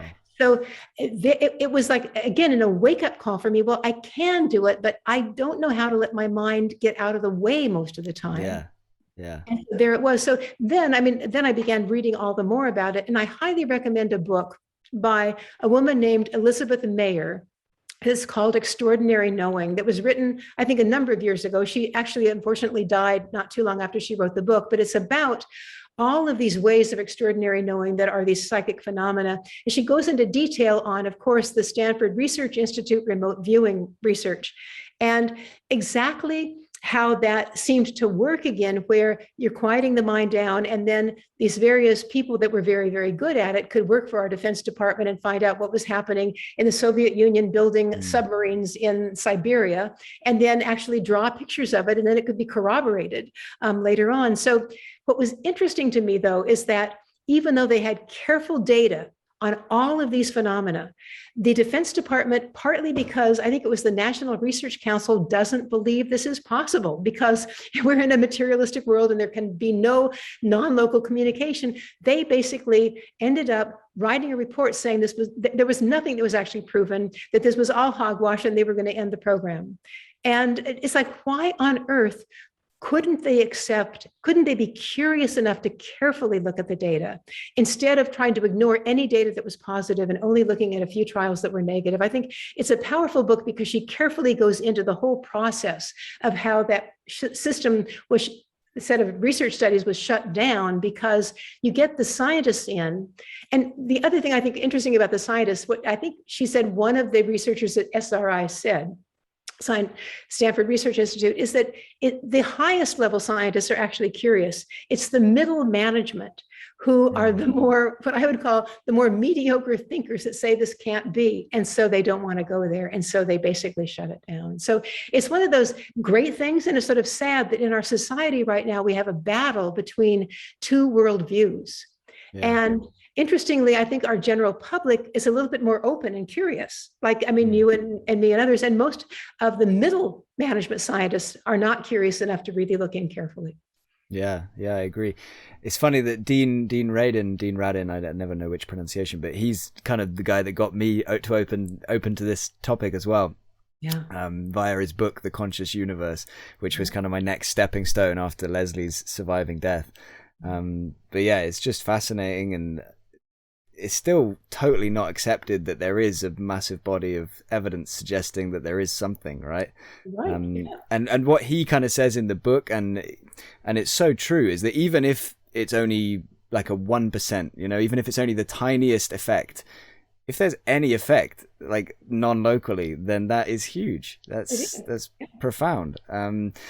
So yeah, I don't know how strong it is and what the potential is with it. And who knows? I don't think there's any, like, Stranger Things. I don't think there's anybody throwing people across the room with their eyes. I mean, maybe once in a blue moon, somebody gets like an incredible amount of this, or is able to harness this. I have no idea, but it's fascinating nonetheless. And what you said about kind of having to let your mind just go quiet to let it come in, that may be, in my kind of humble opinion, why lots of people have never, myself included, have never really had any experience like this, because it's so hard, to, like we said earlier, it's hard to meditate for a lot of people. It's probably even harder to completely shut down and just allow things to come in. Because me personally, sorry, go on. I was just going to say, anything that comes in, I'll just think, I don't know if it's coming in or if it's me putting it in, It's what I'm... Yeah, and it's true. And what I was about to say is that when I have talked now to people who do remote viewing research, who do mediumship research, any sort of these sorts of research, and I talk to them, they say that they have to meditate every single day because that is their entree into those states. And that would surprise me, because I was doing meditation for the pure joy of meditation, but I realized it's useful for any of these other phenomena that require us to turn down that intellect and then be open. And I want to mention one more person that you may have talked to before, and that's Stefan Schwartz, who wrote an amazing book called The Secret Vaults of Time. I haven't yet, but maybe one day. I have been in touch with him, but carry on. The Secret Vaults of Time. I mean, one of them was, in fact, the sort of thing that you were talking about, that when you truly quiet the mind down, it's amazing what these people can experience. And I think one of the examples that I loved was this man, Stefan Ozoviecki, who was alive in Russia before World War I, and then he was killed by the Nazis in, I think it was Poland, during World War II. But he had these abilities, these first of all, when he was even a teenager, he had the psychic ability to be basically put in a straitjacket, lying on the floor, and move these giant columns in, this Moscow beautiful house, moving those columns across the room X number of inches while he was straitjacketed. And then he later improved his skills when he was in more near the Siberian area by studying with an Indian master during his college years. And then during the war, he profoundly improved his abilities so that he could hold on to artifacts from, say, 20,000 years ago, and then tell what was happening to that artifact when it was first used and made, in caveman times. And he could say, and of course the museum people knew where it was from, and he was saying where it was from as he was talking about it. He could feel those vibrations. Again, talk about remote viewing. And so, that's a wonderful book talking about a number of these situations that are various manifestations of remote viewing. Wow. What was the name of that person? Or Stefan Osowiecki. Wow. Okay, I'm gonna have to check that out because that's fascinating. So moving on a little bit, but staying very much in the same ballpark. And this question is maybe like the most open and biggest one so far, and it's kind of just a topic, and we can kind of skim through it, and we've kind of touched on it a lot. Everything we've talked about has been related to it. So consciousness, your thoughts on consciousness. Obviously it's clear by this point that you don't think it's a product of the brain. Do you think it's like entirely non-local? How do you think that works? Is it fundamental in your opinion to the universe, to everything? Again, I know this is like one of the great unknowns, but that's the fun of it. So what are your kind of thoughts at this point in your career, in your life? Yes, I do believe that it's fundamental. And I take that partly from some of the philosophers that have really been thinking about this. Bernardo Kastrup in the Netherlands is one of those people that has a very strong argument about this. And he says that absolutely yes, that when you look at all of the different philosophical lenses, including materialism, they always break down and don't have strong evidence across the whole gamut of research, except for something that we might call idealism, which is basically a non-dual philosophy, that we are all part of one consciousness. And I think what I like about Bernardo Kastrup and Ed Kelly's article that they wrote, I think in Scientific American, is this analogy that we might think of universal consciousness breaking down into all of the individual consciousnesses that are you and me and the rest of the world as being basically what we would call a little bit like dissociative identity disorder or schizophrenia, in a certain sense, that in universal consciousness, we might want to call God, becomes all the individual consciousness of the world, and then forgets that it's also all the other things and forgets who it really was. And so it acts out as if it is separate. And so what then has to happen with meditation is that you bring your awareness back to that unity where you see that, oh, Ben and I really are one consciousness, just coming from different points of awareness in different parts of the world, but we still are the same consciousness. We just have forgotten our expansive nature. It's fascinating, isn't it? There's so much to consciousness that like it's just so hard to wrap my head around, I think it's clearly not a product of the brain as far as I'm concerned at this point, but beyond that, it's just so hard to say. Everybody that I've been talking to recently, though, the fundamental is coming up a lot. I spoke to Stanley Krippner recently, and that's firmly what he believes, what he believes the evidence suggests, I should say. Do you believe that there are structures, or do you see structures in physics that can explain or allow the things you've observed in psychology and parapsychology to be possible?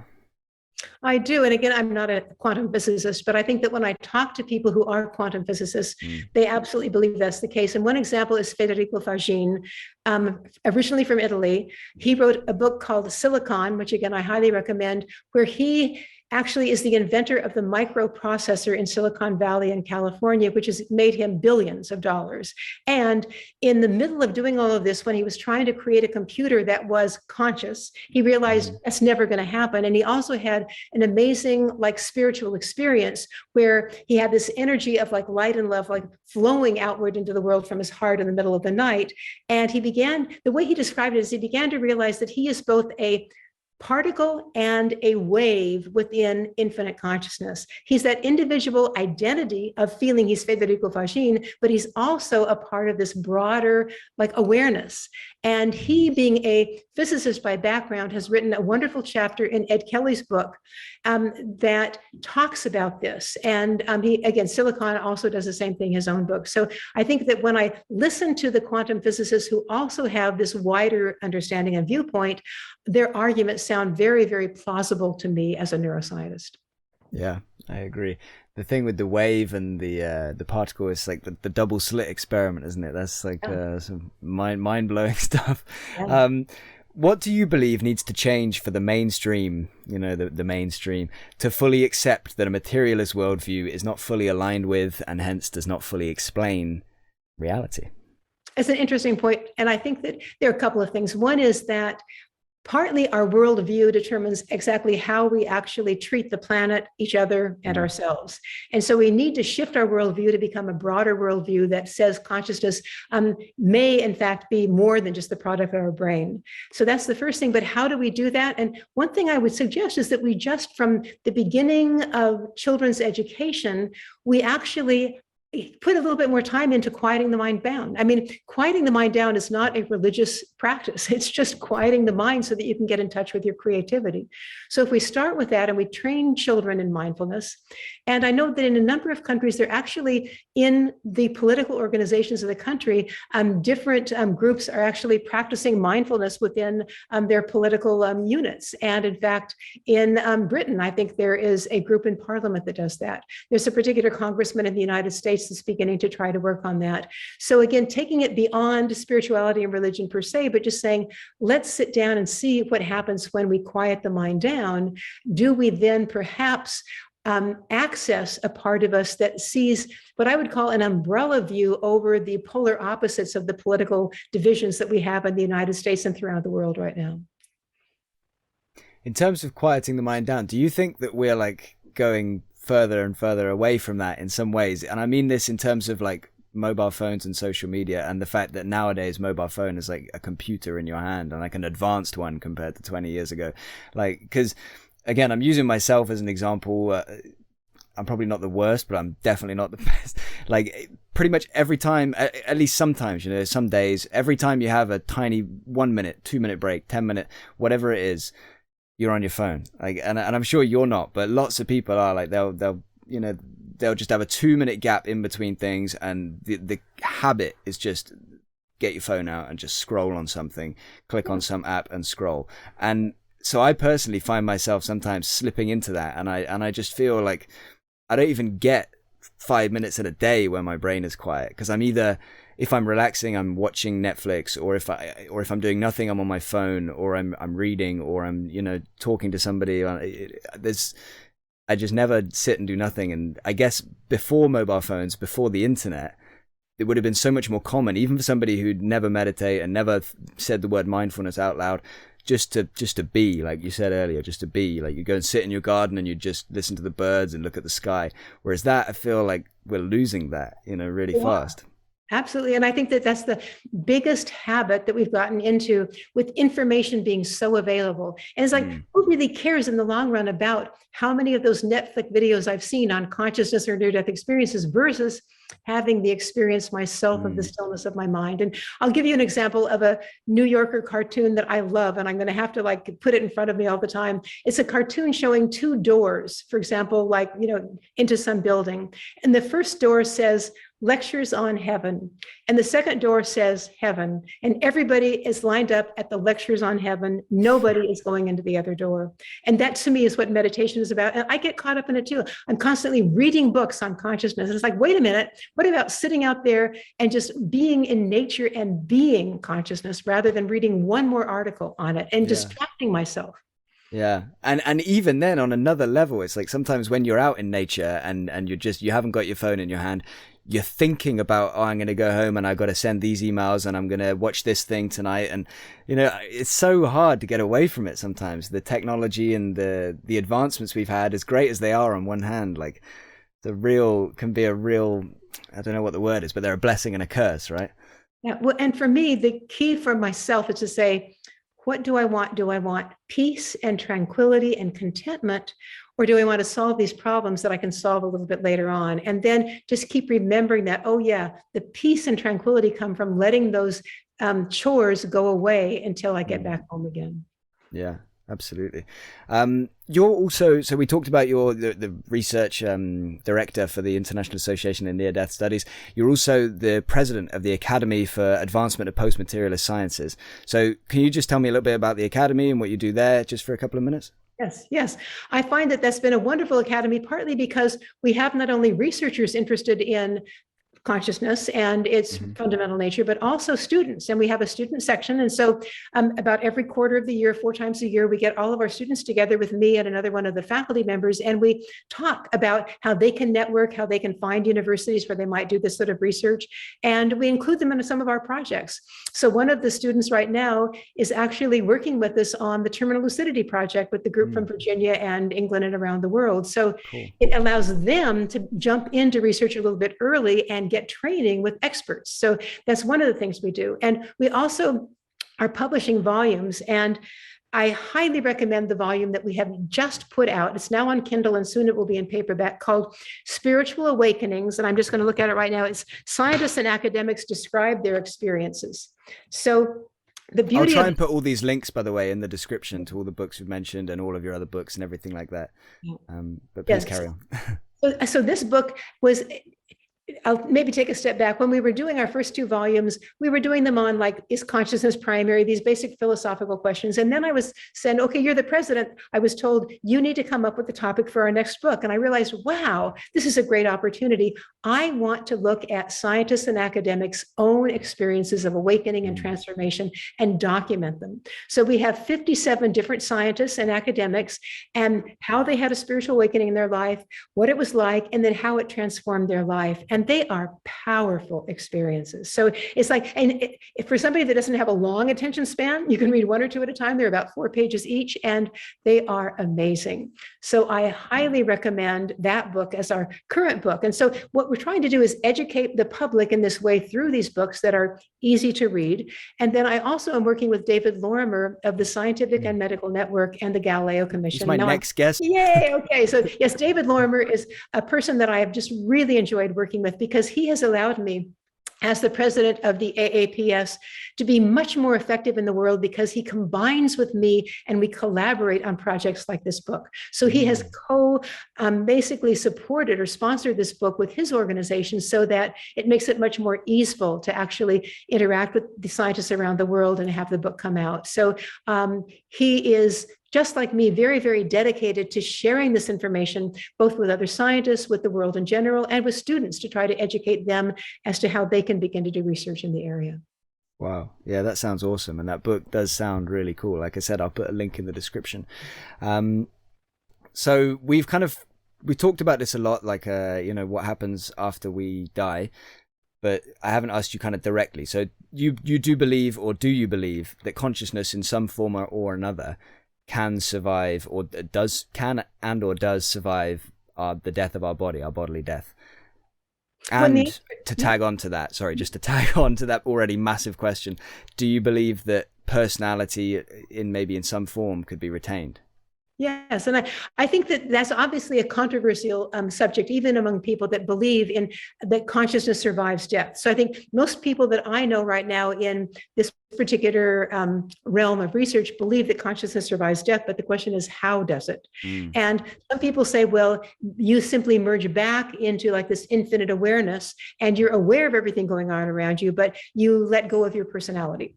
And other people say, no, from the after-death communication research and the mediumship research and the cases suggestive of reincarnation research, it suggests that at least many people retain a personality, and that may influence their coming back another lifetime.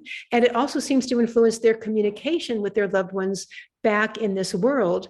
And we don't know how long that happens, but it appears for at least many years for many of them, they seem to retain that personality constellation, I might call it. So does that last forever? Very good question. I have no idea, but my own intuition is that there must be some aspect of a person that retains that, because so often I've even heard of great masters actually appearing to come to somebody in a dream and talking to them with the form in the dream of their body as they were on this planet. And of course, the same thing can happen with a grandmother, something like that. So I'm not sure how that would happen if they didn't retain some aspect or have the ability to perhaps enrobe themselves with that aspect to communicate with somebody on this side, even though that's not who they really are in this broader realm on the other side.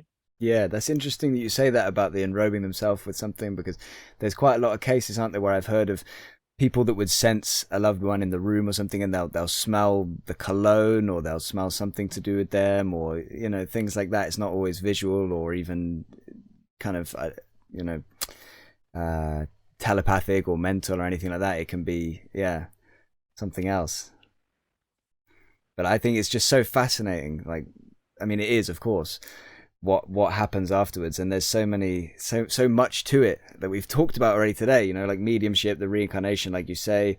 I do think, I mean, what's my opinion? Nothing, but I think some form of personality is retained, some form of the soul is retained, like you said. For how long? Or is it eternal? Is it on a constant like changing? Are we constantly, I like to think that we have the kind of option, we have a choice after we pass on. I like to think that's what it is. Like, okay, do you want to go back and try again? Do you want to hang here in paradise? Do you want to, or like in this realm, whatever it is? Do you want to go and be a ghost or something? And maybe some other options that we won't know until we get there. But yeah, I appreciate you sharing your thoughts on it. Is there anything else you want to say on that topic before we kind of change slightly? Yeah. I mean, there's one thing that I found very interesting. So I listened to a lot of people's experiences of near death, et cetera. And there was this one particular podcast where a young man was talking about an experience he had, but it was an experience actually of being on the other side before he came into this life. And he said something interesting. He said, on the other side, I met another being that seemed to be much more bright and much more luminous than the other people, including myself, around him. And I had some sort of a communication with him where I said, well, how is it that you are so bright and so lustrous? And he said, I was down there on the other side in the three-dimensional realm of the world, and you learn things there that bring more brightness to you on this side. And I thought, wow, that's interesting, because I think those things we learn are often the challenges that we find as suffering, but they help us grow in compassion for ourselves and understanding about the world around us. Yeah, that's amazing. You obviously familiar with James Leininger's case of past life memories. I always kind of found it so fascinating, the thing. I mean, I know there are some people that believe that that case is not a valid or not a strong evidence of reincarnation, but then equally there are people that do, and I know Jim Tucker refuted the person, I think it's Michael Suduth, that put out some papers, so that there's a bit of a dialogue there, but it's in my mind it's still pretty compelling, and it's still pretty hard to reconcile all of it. But there was one thing that he said where he said to his dad, he said to Bruce, who I spoke to, by the way, on this podcast a few months ago, the episode's already out. He said that he chose Bruce and Andrea as his parents. He was like, he said, I knew you'd be a good dad. It's like, that's why I chose you. He's like, what? And he was able to say something to the effect of like, he was able to place where they were when he chose. He was like, oh, it was 5 years ago or something at this big pink hotel in Hawaii. And who knows? Like, but if he did, or if that's possible, or if somehow that happened, then that is wild. Okay, so let's change track a little bit here, because I don't want to keep you too much longer.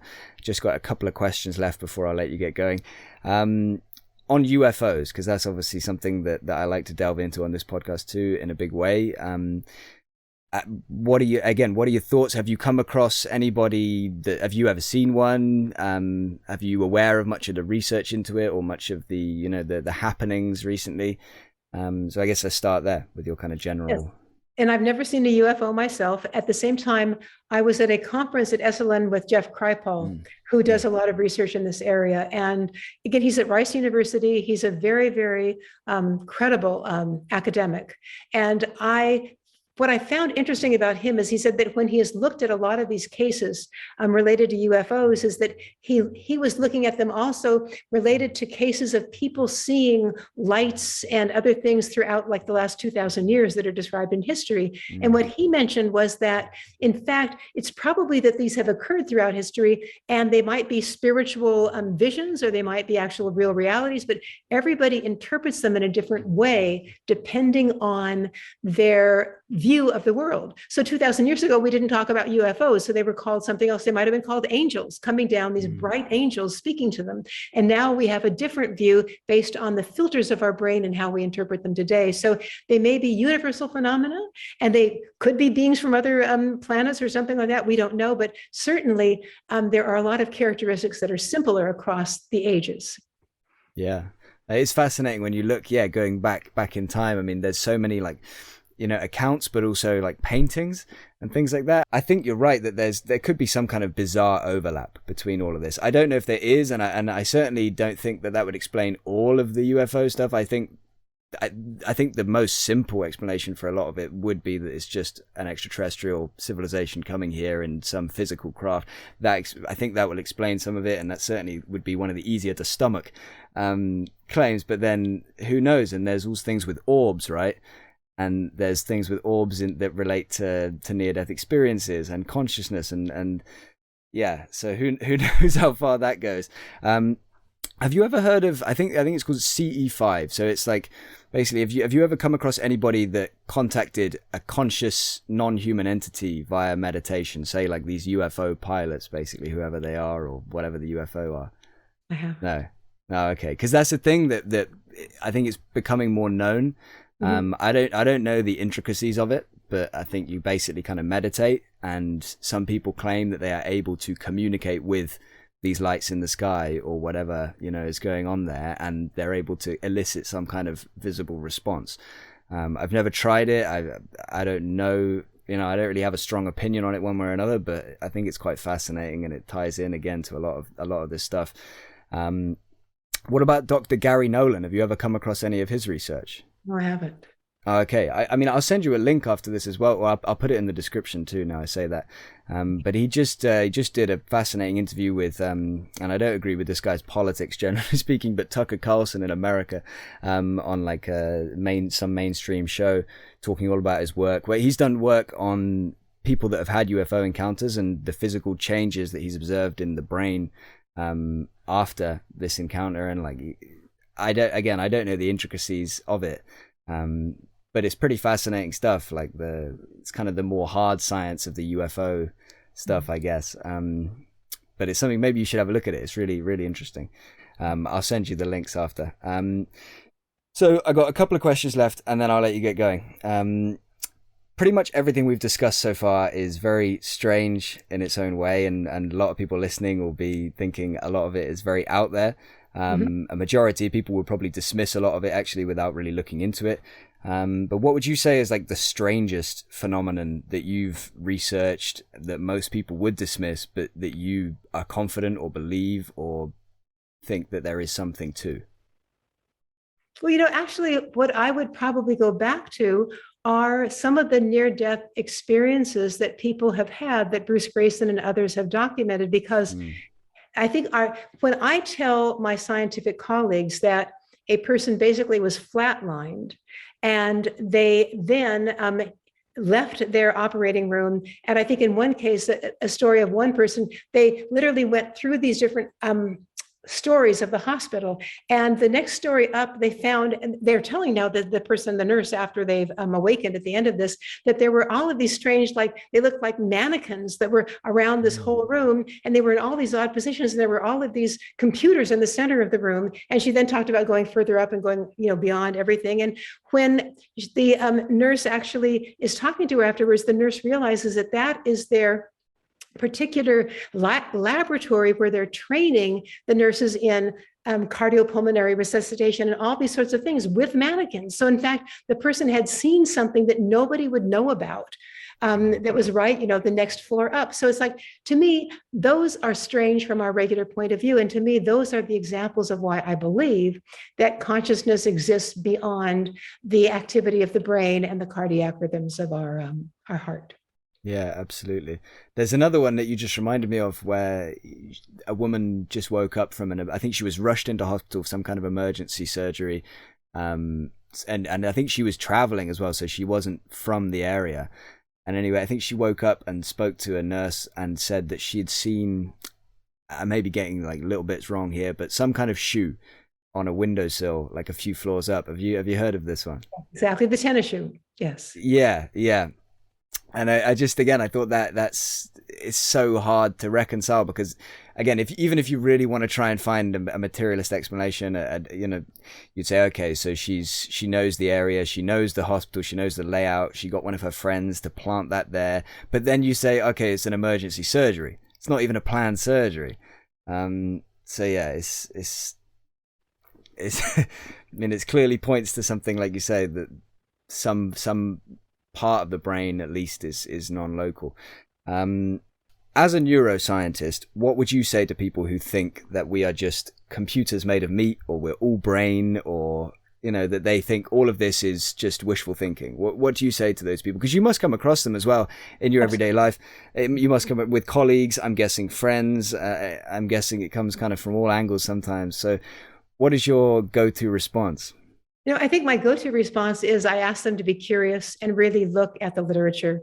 And I, for example, would actually give them papers that I believe are strong. And a lot of them would be the near-death experience papers. And I would say, read it carefully, and then let's have a discussion about it. And often when I have somebody that's very, very strong on their own lens of materialism, they will simply say, I just can't believe it's true. I'm sure there must have been something where somebody misunderstood the patient, or they have to find a way that the research cannot be true. That's the only way they can get out of it. And that's okay. I mean, one of the things I'm also learning is that when I have a disagreement on lenses like that, it's fine just to say, great, we'll just agree to disagree and let it be that. Yeah, absolutely. This has been a lot of fun, Marjorie. This has been great. This has been fascinating. Do you want to leave any words or share anything with people watching and listening before we go? Is there anything you'd like to say? It can be literally anything. You can kind of tell us about one of your books if you want, or whatever you want to say. Some words of wisdom. Sure, and I think my words would simply be that from like now 40 years of research, both in rehabilitation and then now in consciousness, I believe that the most important thing we can do is to work on quieting our mind so that we can become aware of our unity with the people and the world around us. And people talk about this crisis the world is going through right now. And I believe that when we shift our worldview to one that is more expansive, that we're all part of a greater whole, we begin to sense that we want to do something to help climate warming and to help other people around us. And so to me, it's like, just quiet your mind a little bit, focus in on these things, look at some of the literature and see if that might change your worldview, just expanding it a little bit. That's all. Seems like people should be able to do that. Pretty straightforward way to get into this kind of thing, right? To just open your mind and quiet it down and look at the evidence. Thank you so much, Marjorie. This was awesome. I really appreciate your time and you sharing your experience, your knowledge and everything with me. I wish you all the best. Thank you so much, Ben. Thank you for watching my conversation with neuroscientist Marjorie Woollacott. I hope you enjoyed it and learned something from it, or maybe even became inspired to try meditating. Please see the description for all the relevant links related to Marjorie and this podcast. If you want to join us on our journey to unravel the universe, please subscribe. If you want to help us continue what we're doing, please consider supporting us via Patreon.